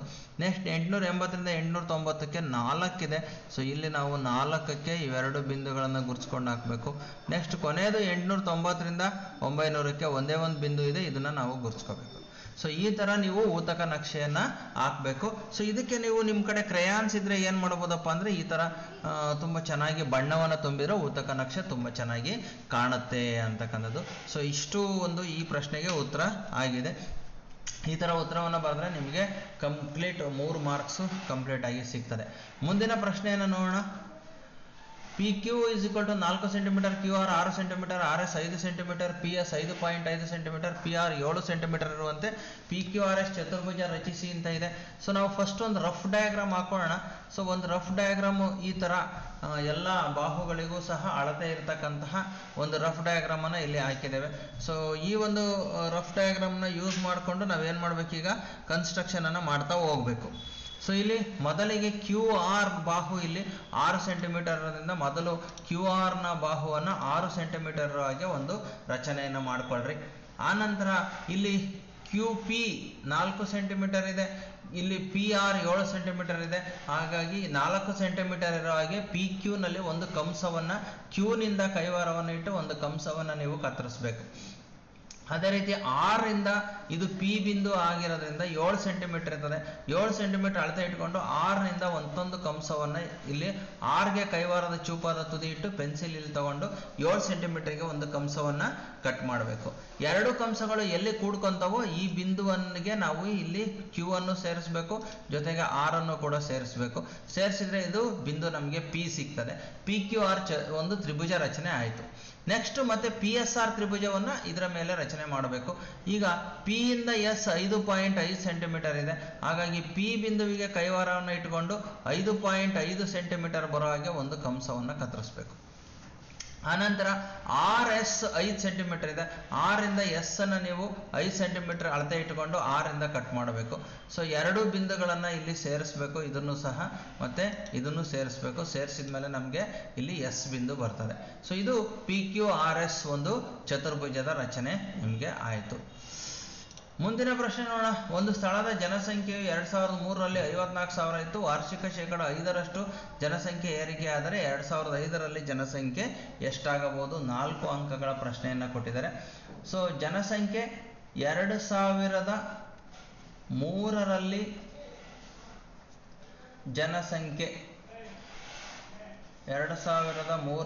ಜನಸಂಖ್ಯೆ 54,000 ಇತ್ತು. ವಾರ್ಷಿಕ ಹೆಚ್ಚಳ ನೋಡ್ರಿ, ವಾರ್ಷಿಕ ಹೆಚ್ಚಳ ಎಷ್ಟಾಗ್ತಾ ಇದೆಯಪ್ಪ ಅಂದ್ರೆ ವಾರ್ಷಿಕ ಹೆಚ್ಚಳ 5% ಹೆಚ್ಚಾಗ್ತಾ ಇದೆ. 2003ರಲ್ಲಿ ಕೊಟ್ಟಿದ್ದಾರೆ, 2005ರಲ್ಲಿ ಕೇಳಿದ್ದಾರೆ ಜನಸಂಖ್ಯೆ ಎಷ್ಟಾಗಬಹುದು ಅಂತ. 2003ರಿಂದ 2004ಕ್ಕೆ ಶೇಕಡ 5ರಷ್ಟು ಹೆಚ್ಚಳ ಆಯಿತು. 2004ರಿಂದ 2005ಕ್ಕೆ ಶೇಕಡ 5ರಷ್ಟು ಹೆಚ್ಚಳ ಆಯಿತು. ಈಗ 2003ರಲ್ಲಿ ಇಷ್ಟಿತ್ತು, 2004ಕ್ಕೆ 5%, 2005ರಷ್ಟೊತ್ತಿಗೆ ಶೇಕಡ 5ರಷ್ಟು ಹೆಚ್ಚಾಯಿತು. ಹಾಗಾಗಿ ನಾವು ಈಗ ಏನು ನೋಡ್ಬೇಕಪ್ಪ ಅಂತಂದ್ರೆ ಒಟ್ಟು ಹೆಚ್ಚಳ ಎಷ್ಟಾಯಿತು ಅನ್ನೋದನ್ನು ನೋಡಬೇಕು. ನೋಡ್ರಿ, ಒಟ್ಟು ಹೆಚ್ಚಳ, ಒಟ್ಟು ಶೇಕಡ ಹೆಚ್ಚಳ, ಒಟ್ಟು ಶೇಕಡ ಹೆಚ್ಚಳ ಎಷ್ಟಾಯಿತು? ಶೇಕಡ 10ರಷ್ಟಾಯಿತು. ಹಾಗಾಗಿ ಈಗ ನಾವು ಒಟ್ಟು ಎಷ್ಟು ಜನಸಂಖ್ಯೆ ಆಗುತ್ತೆ, ಒಟ್ಟು ಎಷ್ಟು ಹೆಚ್ಚಾಯಿತು ಅಂತ ಕಂಡುಹಿಡಿಬೇಕು. ಹಾಗಾಗಿ 100ಕ್ಕೆ 10 ಹೆಚ್ಚಾಯಿತು. ಹಾಗಾಗಿ ಇಂಟು ಜನಸಂಖ್ಯೆ ಇದ್ದಿದ್ದು 54,000ಕ್ಕೆ ಎಷ್ಟು ಹೆಚ್ಚಾಯಿತು ಅಂತ ನಾವು ಕಂಡುಹಿಡಿಬೇಕು. ಸೊ ಈಗ ಇಲ್ಲಿ 1 0 ಕ್ಯಾನ್ಸಲ್ ಆಗ್ತದೆ, ಇಲ್ಲೊಂದು 0 ಕ್ಯಾನ್ಸಲ್ ಆಗ್ತದೆ. ಸೊ ಆವಾಗ 5,400 ಹೆಚ್ಚಳ ಆಗಿದ್ದು. ಇದು ಹೆಚ್ಚಾದ ಜನಸಂಖ್ಯೆ. ಹೆಚ್ಚಾದ ಜನಸಂಖ್ಯೆ ಎಷ್ಟಾಗಿದೆಯಪ್ಪ ಅಂದರೆ 5,400ರಷ್ಟು ಹೆಚ್ಚಾಗಿದೆ. ಹಾಗಾದರೆ ಅವರು ಕೇಳಿರೋದು 2005ರಲ್ಲಿ ಇದ್ದ ಜನಸಂಖ್ಯೆ, 2005ರಲ್ಲಿದ್ದ ಜನಸಂಖ್ಯೆಯನ್ನು ಕಂಡುಹಿಡಿಬೇಕು. 2005ರಲ್ಲಿ ಜನಸಂಖ್ಯೆಯನ್ನು ಕಂಡುಹಿಡಿಬೇಕು ಅಂದರೆ ಏನು ಮಾಡಬೇಕು? 2003ರಲ್ಲಿದ್ದು 54,000 ಪ್ಲಸ್ ಇದಕ್ಕೆ ಹೆಚ್ಚಾದಂತಹ ಜನಸಂಖ್ಯೆ 5,400 ಇಲ್ಲಿ ಏನು ಮಾಡಬೇಕು? ಕೂಡಿಸ್ಕೋಬೇಕು. 0 0 4 5 4 9 59,400. ನೋಡ್ರಿ, 2005ರಲ್ಲಿ ಜನಸಂಖ್ಯೆ 2005ರಲ್ಲಿ ಜನಸಂಖ್ಯೆ ಎಷ್ಟಾಯಿತು? 59,400 ಆಯಿತು.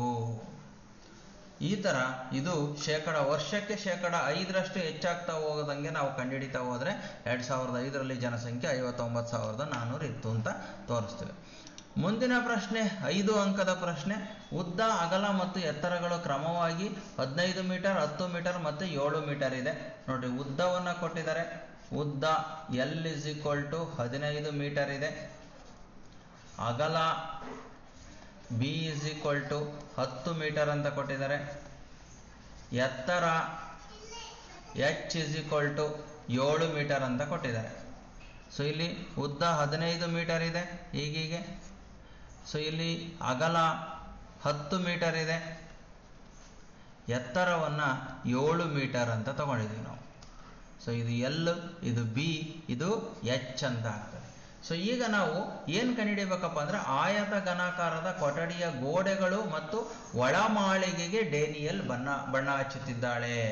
ಸೊ ಹಾಗಾದರೆ ಇಲ್ಲಿ ಬಣ್ಣ ಹಚ್ಚುವಂತಹ ವಿಸ್ತೀರ್ಣವನ್ನು ಕಂಡುಹಿಡಿಬೇಕು. ಈ ಗೋಡೆ ಮತ್ತು ಈ ಕಡೆ ಇರ್ತಕ್ಕಂತಹ ಗೋಡೆ, ಇಲ್ಲಿ ಆ ಕಡೆ ಪಕ್ಕದಲ್ಲಿರ್ತಕ್ಕಂತಹ ಗೋಡೆ, ಹಿಂದ್ಗಡೆ ಪಕ್ಕದಲ್ಲಿರ್ತಕ್ಕಂಥ ಗೋಡೆ, 4 ಗೋಡೆಗಳಿಗೆ ಬಣ್ಣ ಹಚ್ಚಬೇಕು.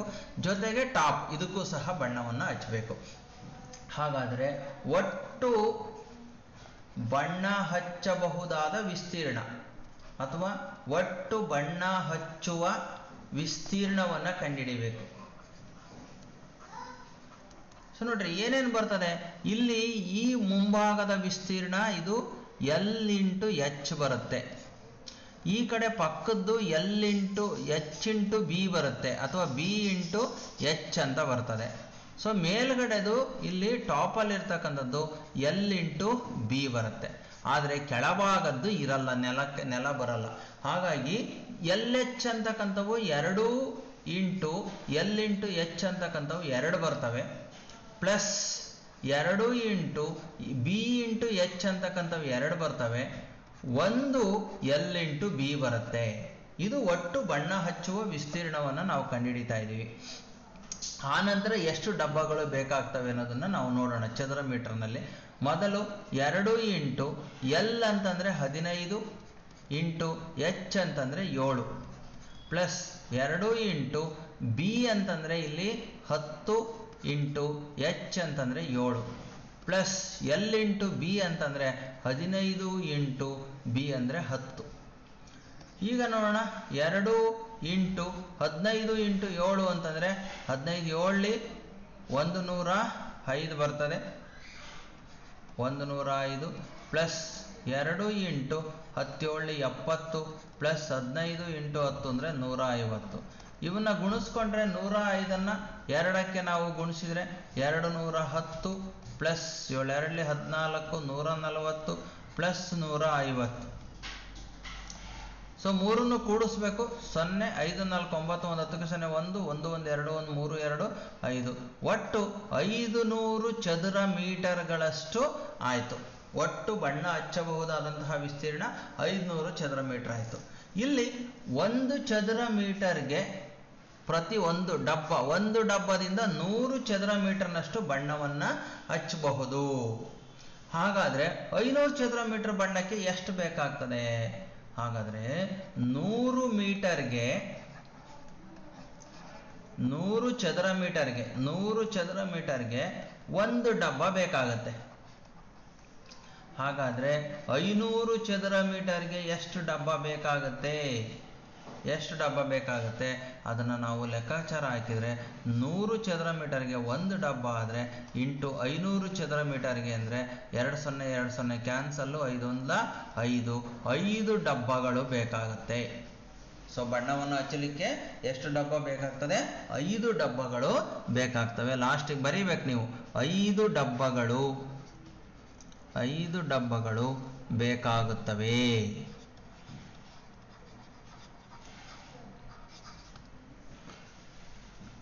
ಸೊ ಈ ಥರ ಒಟ್ಟು ವಿಸ್ತೀರ್ಣವನ್ನು ಕಂಡುಹಿಡ್ಕೋಬೇಕು. ಆನಂತರ ನಾವು ಇಲ್ಲಿ ಡಬ್ಬಗಳ ಸಂಖ್ಯೆಯನ್ನು ಕಂಡುಹಿಡಿಯಬೇಕಾಗ್ತದೆ. ಸೊ ಇದು ಈ ಒಂದು 8ನೇ ತರಗತಿಯ ಒಂದು ಗಣಿತ ಪ್ರಶ್ನೆ ಪತ್ರಿಕೆ ಉತ್ತರ ಆಗಿದೆ. ಸೊ ಈ ಉತ್ತರಗಳನ್ನು ನೋಡಿಕೊಂಡು ನೀವು ನಿಮ್ಮ ಒಂದು ಇದೇ ರೀತಿಯ ಉತ್ತರಗಳನ್ನು ನಿಮ್ಮ ಪಠ್ಯಪುಸ್ತಕದಲ್ಲಿರ್ತಕ್ಕಂಥ ಪ್ರಶ್ನೆಗಳನ್ನು ಯಾವ ಪಾಠದಿಂದ ಬಂದಿದೆ ಅದನ್ನು ನೀವು ತಿಳ್ಕೊಂಡು ಸರಿಯಾದ ರೀತಿಯಲ್ಲಿ ಪ್ರಾಕ್ಟೀಸನ್ನು ಮಾಡಿದರೆ ಸೊ ಪಬ್ಲಿಕ್ ಪರೀಕ್ಷೆಯಲ್ಲಿ ಉತ್ತಮವಾದಂತಹ ಅಂಕಗಳನ್ನು ಗಳಿಸ್ಬೋದು ಅಂತ ಹೇಳ್ತಾ, ಸೊ ವಿದ್ಯಾರ್ಥಿಗಳೇ ಮುಂದಿನ ವಿಡಿಯೋದೊಂದಿಗೆ ಮತ್ತೆ ಭೇಟಿ ಹೋಗೋಣ. ಆದಷ್ಟು ಬೇಗ ನಮ್ಮ ಚಾನಲ್ಗೆ ಸಬ್ಸ್ಕ್ರೈಬ್ ಮಾಡ್ಕೊಳ್ರಿ, ನೋಟಿಫಿಕೇಶನನ್ನು ಆನ್ ಮಾಡ್ಕೊಳ್ರಿ. ಈ ವಿಡಿಯೋ ನಿಮಗೆ ಇಷ್ಟ ಆಯಿತು ಅಂದರೆ ದಯವಿಟ್ಟು ಒಂದು ಲೈಕನ್ನು ಕೊಡಿ. ಯಾಕೆ ಅಂತಂದರೆ ನೀವು ಕೊಡ್ತಕ್ಕಂಥ ಲೈಕ್ನಿಂದ ನಾನು ಇನ್ನೂ ಉತ್ತಮ ವಿಡಿಯೋಗಳನ್ನು ಮಾಡ್ಬೋದು. ಲೈಕ್ ಕೊಟ್ಟರೆ ಅಕಸ್ಮಾತ್ ಏನಾದರೂ ಲೈಕ್ ಆಗಲಿಲ್ಲ ಅಂದರೆ ಏನಾದರೂ ತಪ್ಪಿದ್ರೆ ಅಥವಾ ಇನ್ನೂ ಏನಾದರೂ ಇಂಪ್ರೂವ್ ಮಾಡಬೇಕು ಅಂದರೆ ಕಾಮೆಂಟ್ ಬಾಕ್ಸಲ್ಲಿ ಕಾಮೆಂಟನ್ನು ಹಾಕಿ ಅಂತ ಹೇಳ್ತಾ ಮುಂದಿನ ವಿಡಿಯೋದೊಂದಿಗೆ ಮತ್ತೆ ಭೇಟಿ ಆಗೋಣ. ಎಲ್ಲ ಸಬ್ಜೆಕ್ಟ್ದು ವಿಡಿಯೋಗಳನ್ನು ಮಾಡಿ ನಿಮಗೆ ಅಪ್ಲೋಡ್ ಮಾಡ್ತೀನಿ ಸದ್ಯದಲ್ಲೇ ಅಂತ ಹೇಳ್ತಾ ಈ ವಿಡಿಯೋವನ್ನು ಇಲ್ಲಿಗೆ ಮುಗಿಸ್ತಾ ಇದ್ದೀನಿ. ಧನ್ಯವಾದಗಳು ಸ್ಟೂಡೆಂಟ್ಸ್.